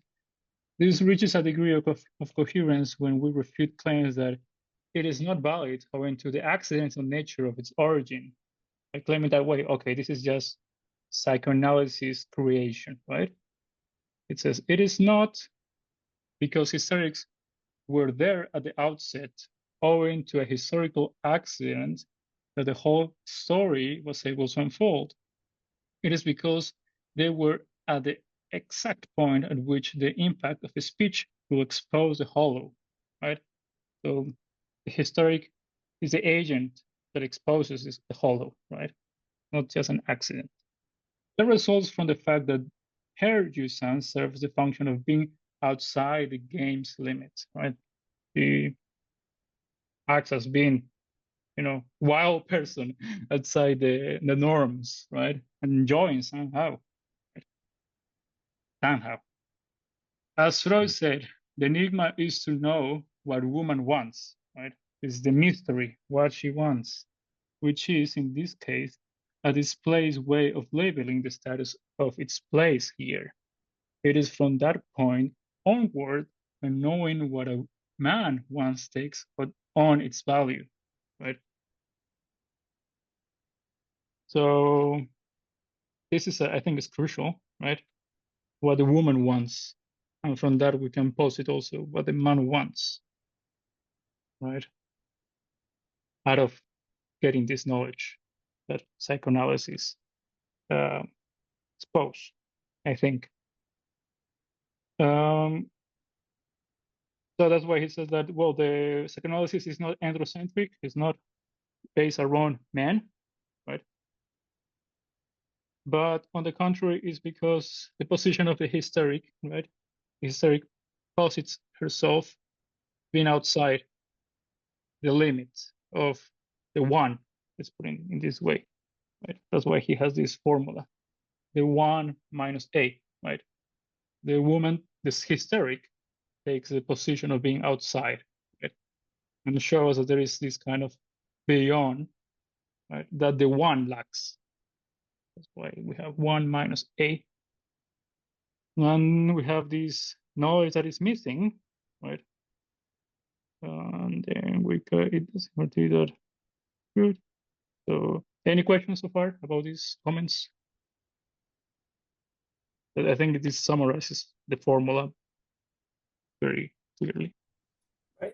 I think this coming paragraph is really important, and I think it kind of speaks to the Frege point about like this original binary between like truth and falsity, or truth and error, versus what we're going to be introduced here as like this primary logic, which is like this one or this truth that we don't know is if it's a lie or if it's true. And it's like this like originary logic seems important. And it seems like the 1 minus A is like representing the situation or something. Yeah, I was thinking, what is this equal to? What is this the whole representing? I don't know if someone has an idea of what whole thing will represent the 1 minus A. I think it will represent A again, but I don't know. Maybe someone else disagrees. If you go back to the Lacan's use of it in the Fibonacci sequence, right? It just repeats and it repeats and it Yeah, repeats. it repeats. Yeah. But what happens to the relationship between 1 and A? It's still the same ratio. Yeah, the It's ratio. always that golden ratio. So no matter how much it repeats, it still returns back to that simple ratio. And that's homologous. Actually, it was not here, but they posted something really awesome in the Discord regarding what was it? Something or other. Animals. Point Homology being, and yeah, the homology analogy distinction. So, but the question, of course, is why does this structure repeat? Why does this structure repeat in human subjectivity? Why does psychoanalysis have this unique insight into the repeating structures of human subjectivity? Right? What is this knowledge that psychoanalysis produces, or this field of knowledge that it produces? It's metapsychology, right? The very knowledge that it uses to enact clinical practice, the assumptions that it constantly tests in clinical practice and derives through what Lacan always refers to as the analytic experience. And what is it about, quote unquote, men and women in this sense, breaking from, say, Aristotle? Going back to this repetition of the organon, right? What does Aristotle teach us about men and women? They copulate, right? There's a man substance and a woman substance, and those substances in harmony produce children. And that's the truth of the sexes. And if Lacan says, well, if that's true, then why are people neurotic? Yep. I wanted, you remind me, I wanted to show some passage from, because I think all these explains very well Zizek's work lately, like his ontology, sexual, like I have this, the sex and the feel absolute. And there's this passage when he mentions about the signifier. A rose is a rose means that rose cannot be reduced to the series of its predicates. In a nice case of the link between identity and failure, every self-identity is thus grounded in a failure of predicates. It is in this sense that things emerge out of its own impossibility. A thing to be, it can come to exist only against the background of its impossibility, which means that its identity is constitutively thwarted or tailed. Now it says, so how do we get 1 to 2?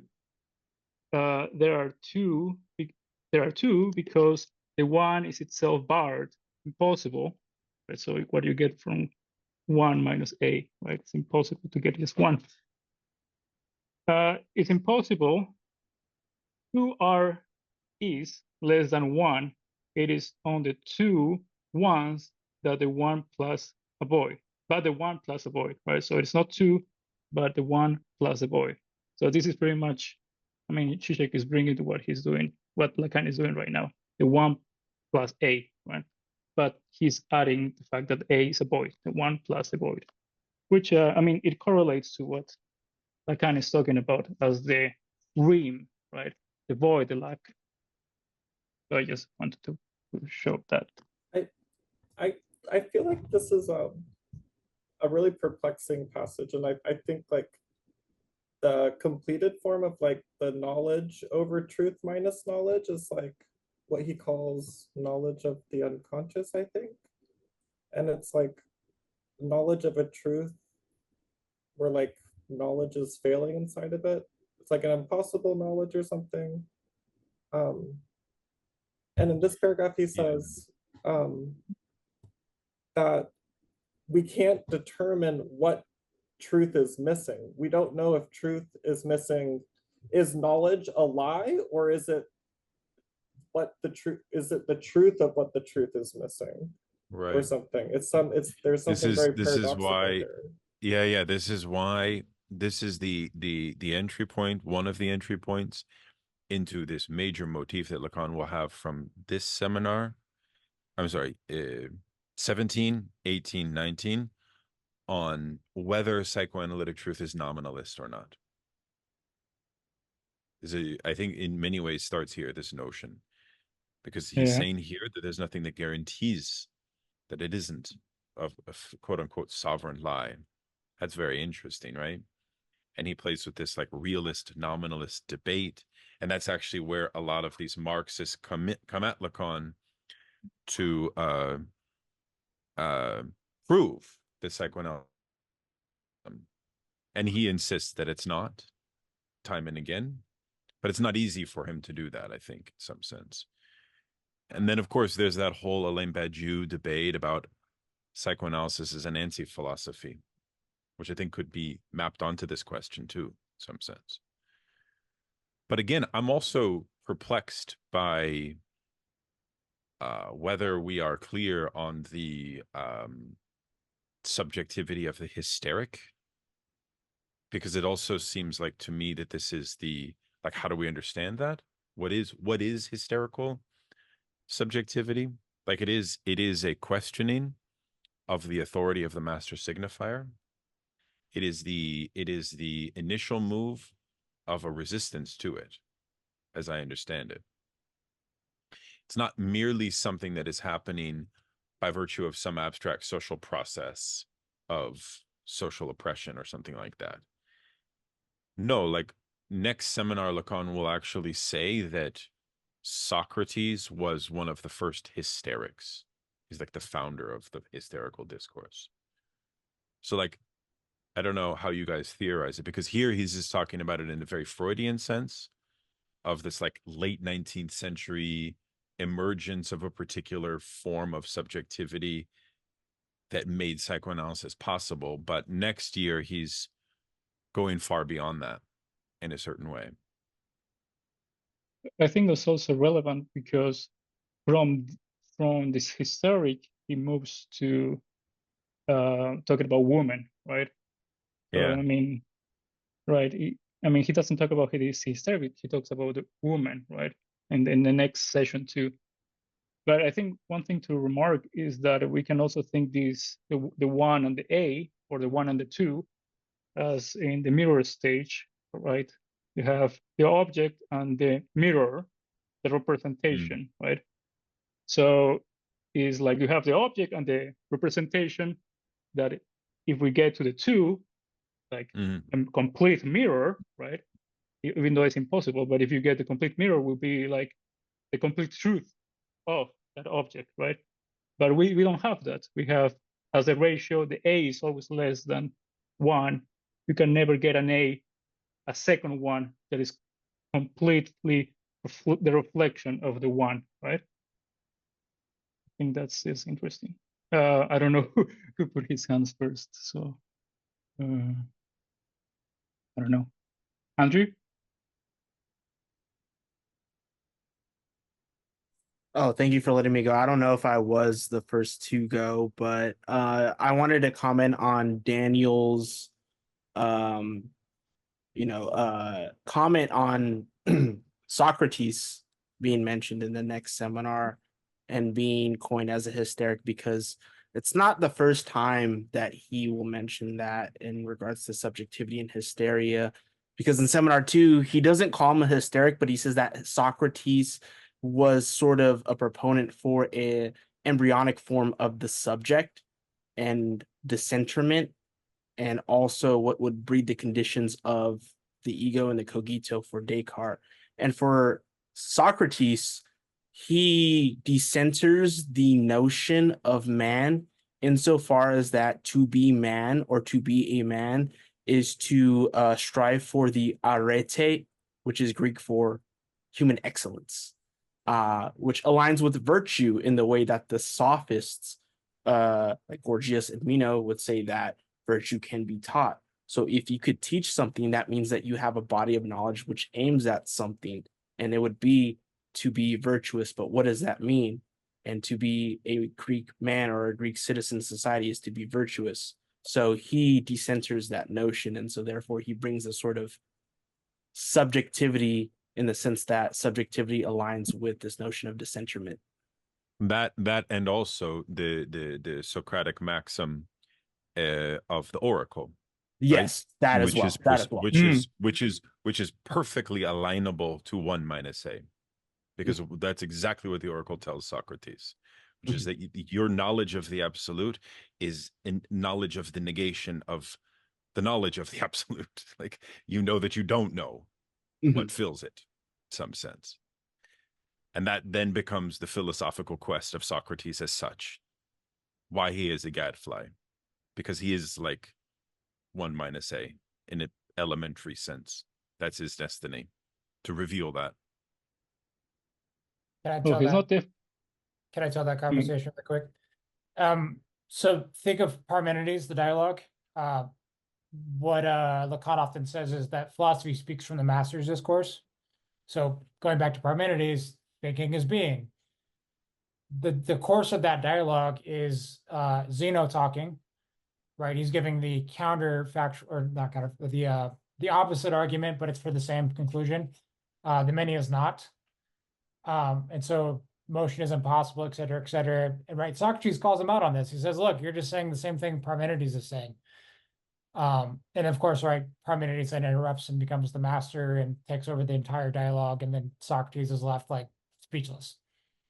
But then later they go on to commit patricide, and then the sophists, and they kill the father so they can reintroduce nothing. Point being is the idea of Socrates running around Athens, constantly interrogating people, getting them to like divulge what they know, what they don't know. He's sort of picking at the master's knowledge in that sense of trying to find the hole. The holes will come up later. Yeah, he's definitely not the analyst. Yes, but he's not the analyst. That's correct. That's something Lacan says specifically. It's in the criminology seminar. And the point being is that Socrates refuses subjectivity. That's the key hallmark of the hysteric, is they don't want to assume that place of subjectivity, but they at the same time want to be the sort of missing object of the master. They want to find that like hole in the master's knowledge, which is different than say what Zeno's doing, which is producing knowledge to supplement the master. So that's kind of a read on the discourses in Socrates. Matilda? Yeah, hey, my question had to do with kind of this last paragraph we just read about the sovereign lie, and the paragraph a handful of pages above that starts with like, we are there without knowing it. And this is in relation to like, what satisfaction can knowledge correspond? It's like, we are there without knowing it. Do we lose something there? And I was wondering if this paragraph that we were just reading was related to the duping of consciousness, because it says, in the Intworth, the unconscious concatenation, as always taking as its point of departure a proton, like a first lie, and how for consciousness, it seems like there seems to be no doubt about it that we lose something. It is our point of departure where something is lost, and is what is lost and what we're duped about related to this first lie, the proton pseudos, and like, I'm just curious if anyone else is seeing connections between the two things. I don't think so. Okay. My reading is that that's not the case. Okay. I just think it simply means that the negation of the one does not presuppose a truth in its place, and nor is a truth produced as an effect of that process. Okay. It remains in abeyance. But nor is it really a knowledge exactly. So it's kind of like a great scandal that psychoanalysis discovers in some sense. Yeah. Is how I would say it. Yeah. Yeah, I just didn't know how to take... It's a real philosophical contribution of psychoanalysis, in fact. to uncover this process, in my view. Yeah. I just didn't know like what was being lost when consciousness was being duped, and if this was speaking towards that in any way. That was kind of my point. I think what is lost is simply the fact that you know that something is lost, right? You presuppose that there is a lost, basically that, right? So maybe something true, like let's put it in this case, this story I remember, but the fact that there is someone that says to his, let's put it, his grandfather that says to his son or whatever, don't go to this room, right? And this person is always haunted by what is behind this room, right? And one day he kills his grandfather and opens the door, and there's nothing. So the fact that the grandfather just told him there is something, don't open the door, made him question, there is a lack in my knowledge. I need to know what is behind the door. When in fact there was nothing valuable, right? But the holy fact that you knew there was something lacking created an unconscious feel within your knowledge. Yeah, that's the weird position about the hysteric, because they reveal the lack in the master, but they still have a reliance on the master. Like the master kind of remains in some sense and is antagonized precisely through this revealing process in some way. Which is why the hysteric is not ultimately immediately a revolutionary. By the way, Ellie Ragland, the foremost expert on Lacanian hysteria in the United States by far. She's one of the first people to introduce Lacan to the United States. Long time ago. We did 3 seminars with her on hysteria on my channel, in case you're not aware of it. And I thought they were excellent. She has a book coming out on hysteria. It's like her life's work. And even Miller has, like, I think, he's endorsed it, by the way. I think we need to also compare that with the pervert, right? Because the pervert is the one that really crosses the limit and places himself or herself beyond that limit, right? And the hysteric is not always crossing the limit, right? It's always playing with the limit, teasing the master, but never crossing it, right? So it's not actually committing the patricide of this metaphor, right? It's the pervert, the one that really commits a crime, right? And maybe will be the one that, after entering the room, claims to everyone else that he found something important, right? That will be much more perverted.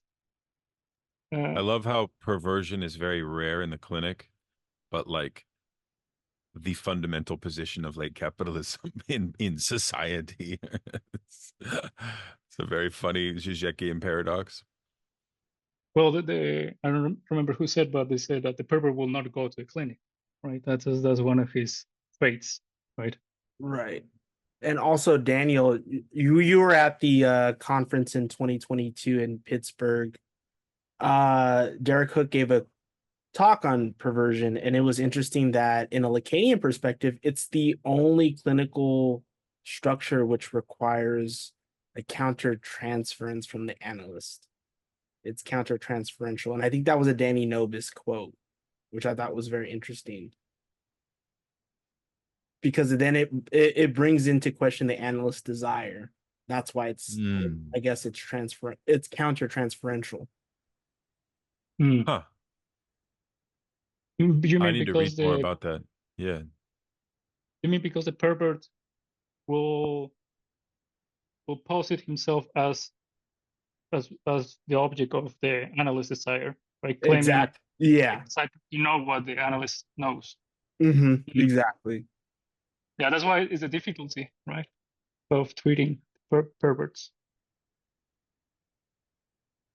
I do want to make a time check. We've gone for 2 hours and 12 minutes. We might want to cut it close, maybe 3 more minutes, and we can break.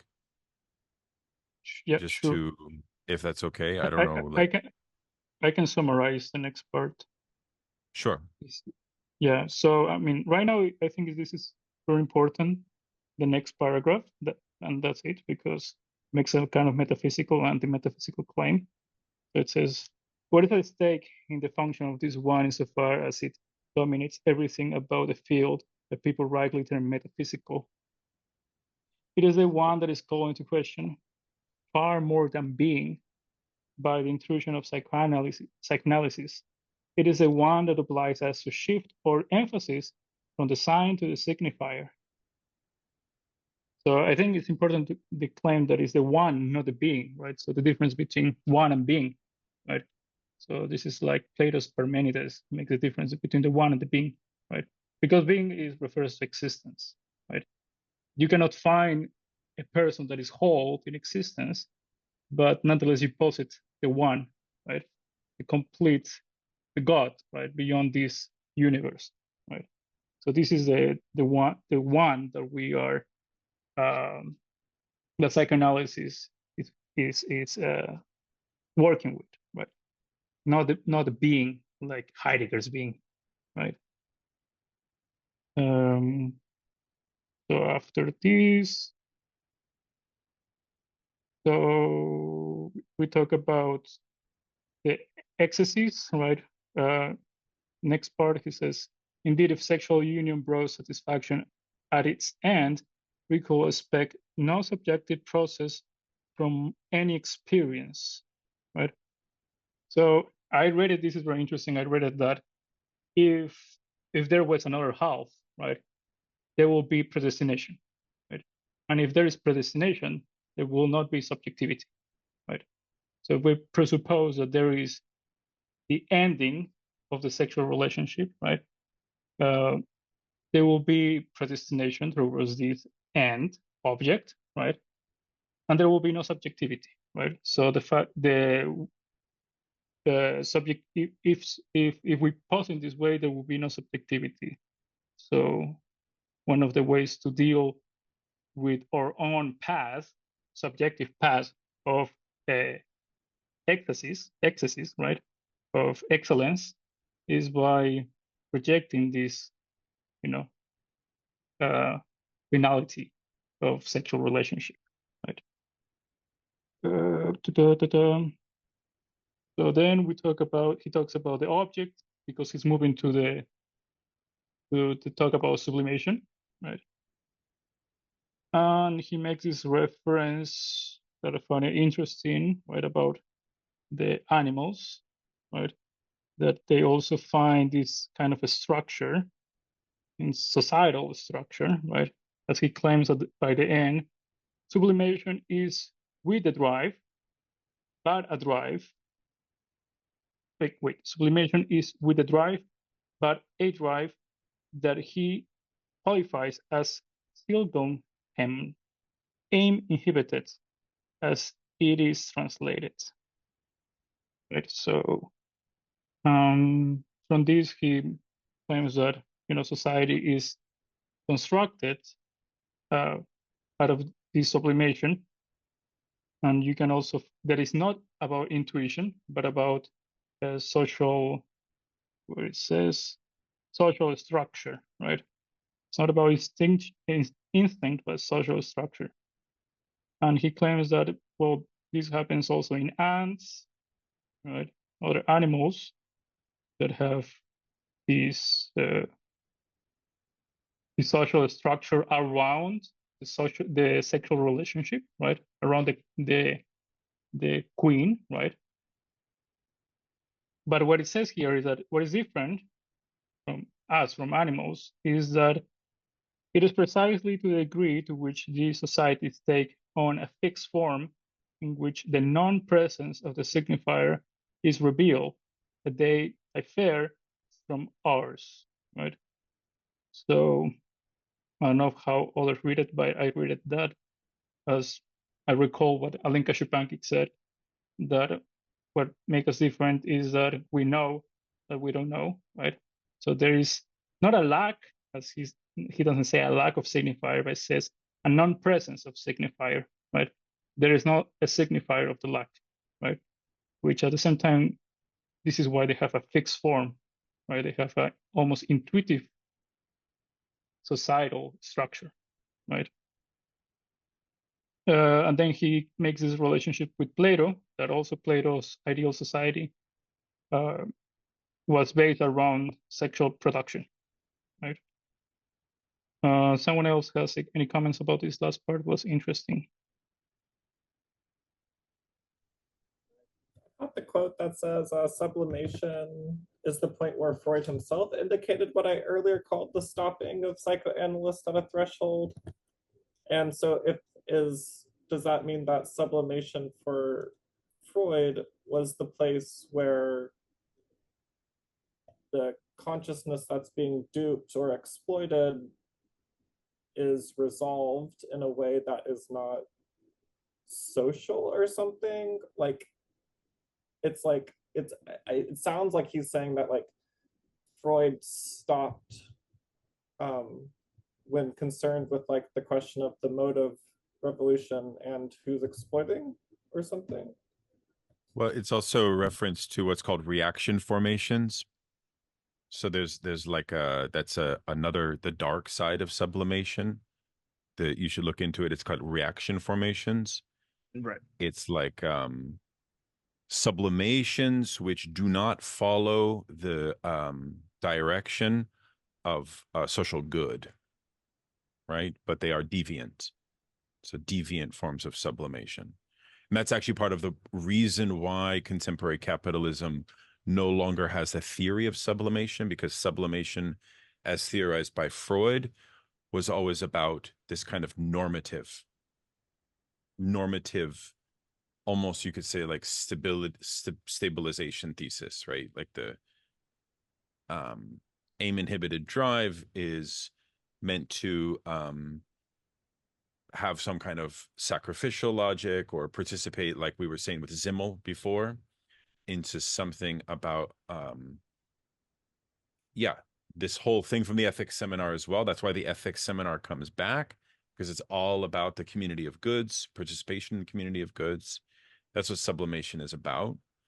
But I still think that the best definition of sublimation that Lacan gives is obviously the elevation of an ordinary object to what he calls the dignity of the thing. And he uses the best example, which is if you go to a dive bar and you get a book of matches, that's an object.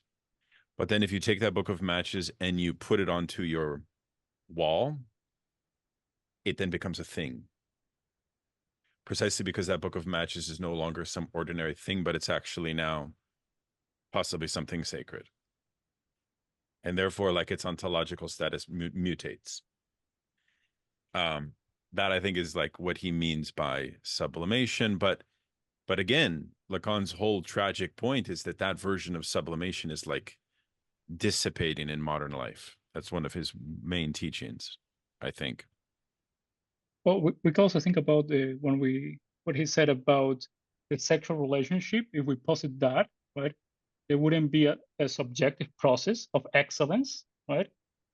Because in today's capitalistic world, they already write a plan of how you will live, your perfect life, right? What is the object and how you can exchange it, right? Because it's not you need to work to get that object, right, through your work, but you can just exchange with money, right? It's not about excellence behavior, right? But about, just exchange. And that, of course, depreciates the object. You don't get the object, you just get this consumerism drive. Yeah, that's why he says that the new reign of the of a particular, like this particular form of technological object that he identifies in Seminar 17, in his notion of this Heideggerian idea of the alethiosphere. I don't know if you guys remember this. It's like an industrially produced commodified object. And people have theorized that this is like Lacan making a prophecy of like smartphones and even social media. With Lathus, right? The Latus. This is Isabel Millar, who writes about this as well. Because you see, when you have a field of exchange governed by Latou's objects, yeah, like that whole process of sublimation that I described before with the matchbook is defective, or it's inefficacious. Anyways. I mean, we can think of it in the Marxist way, you know, how he says in pre-capitalist societies, you know, the worker will work, you know, and make a table and appreciate the table because of their work, right? There is the artist, you know, excellence. You don't have that in capitalism. You can just buy the table. And of course, when you buy it, it will not mean anything to you because you didn't do anything with the table, right? It doesn't mean anything to you. There is no experience of it, right? Chris? One thing I wanted to sort of point out is we've hit a point in the seminar where he's repeating stuff about jouissance again. So back in the Pascal's wager section on page 96, I highlighted this passage then. I want to reiterate it now. He says that they conclude therefrom that if the subject were no longer divided, jouissance would be refound. Yet we have to be very careful here. The subject determines the structure of jouissance, but all we can hope for from it until things change radically are recovery practices.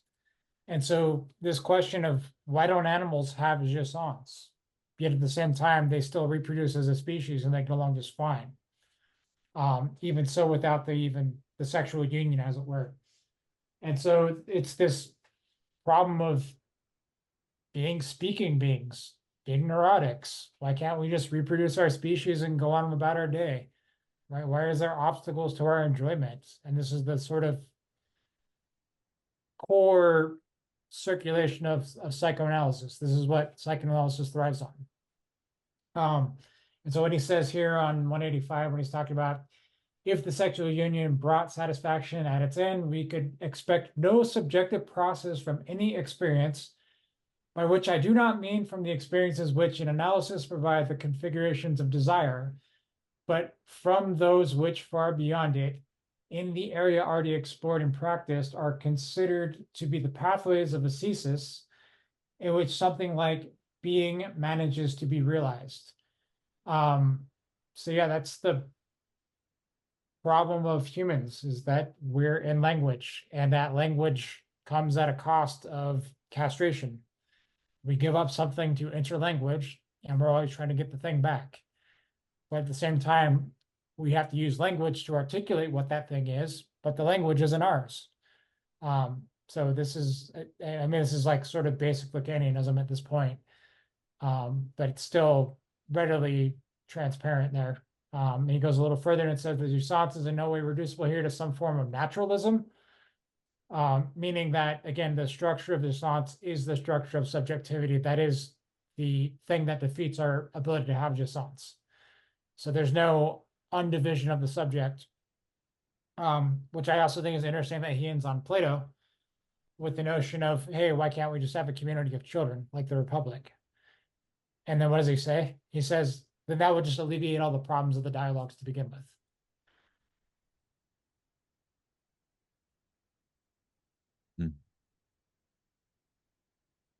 Yeah, it's really good because Lacan says that in Freud, there's two types of sublimation. But the problem with them is that they are ultimately kind of narcissistic. But Lacan says that he's, in some sense, identified a version of sublimation which is not narcissistic. And that has to do with the Das Ding, right? Going back to the courtly love. That's why I think it's actually quite a political, because who's the protagonist? It's Antigone, which is a political protagonist. So I think for next time when we meet, we should definitely, I can send my paper about the history of the concept of sublimation, but we should maybe even read some of the ethics. So I wonder if you guys aren't familiar with it, that might be useful, because it's big time for next session. And also another thing I can send you is this interview I did with this American Lacanian psychoanalyst named Thomas Savolos, who is a Malarian, but he, you know, Lacan has this very late idea of a new concept of sublimation, Are you guys familiar with this? He actually he calls it the soapbox. It's an incredible incredible concept. Is anybody familiar with it? Not many people talk about it. I can send you my interview I did with Savolos. The Malarians are huge on it because, again, it's Lacan's theory of what sublimation is in the age of social media. Are you familiar with it, Andrew? Yeah, I mean, I would listen to the interview like a while back, so I know. Oh, what okay. you're talking about. Okay. Yeah. Okay. Okay, cool. All right, good. Luis, is there I was anything else we should say? I was also thinking about Miller when he talked about the organon, right? So this relationship with the body, because Miller always talks about the body, you know. So of course, most Lacanians that are not Millerians disagree with the body, right? But somehow there is some similarities, you know. Absolutely. Yeah, the parlet, speaking being, yes. It is the organon. Yeah, that is interesting, yeah. Yeah, well, like Okay. it's also interesting because I just wanted to say, like, I know Daniel, you're familiar with Emily Monaghan. Uh-huh. Yeah, and then Paris, they're both talking about like the body and phallogocentrism in a new way that's beyond like the Millerian conception, but still holding on to that concept of the body and the signifier, which I thought was really interesting. I don't know if you're caught up with that, but it's good stuff. That's great. Nah, I look forward to learning more about that. It is great. Awesome. Well, what a great session, Luis. Thank you very much. Excellent Oh, work. good. Excellent Well, work, man. everybody participated. Was good. Yeah, it was really great. Thank you so much. I will be traveling next week, so if somebody can play the same role that Luis did next Tuesday, you know, that would be nice. I can kind of come on, but I'll be on the road. Like I can start the session and then, like, you know, make you the host and kind of go from there. You don't need to say now, but just like message me if you would be open to doing that. You know, studying up on sublimation and walking us through that section would be the task.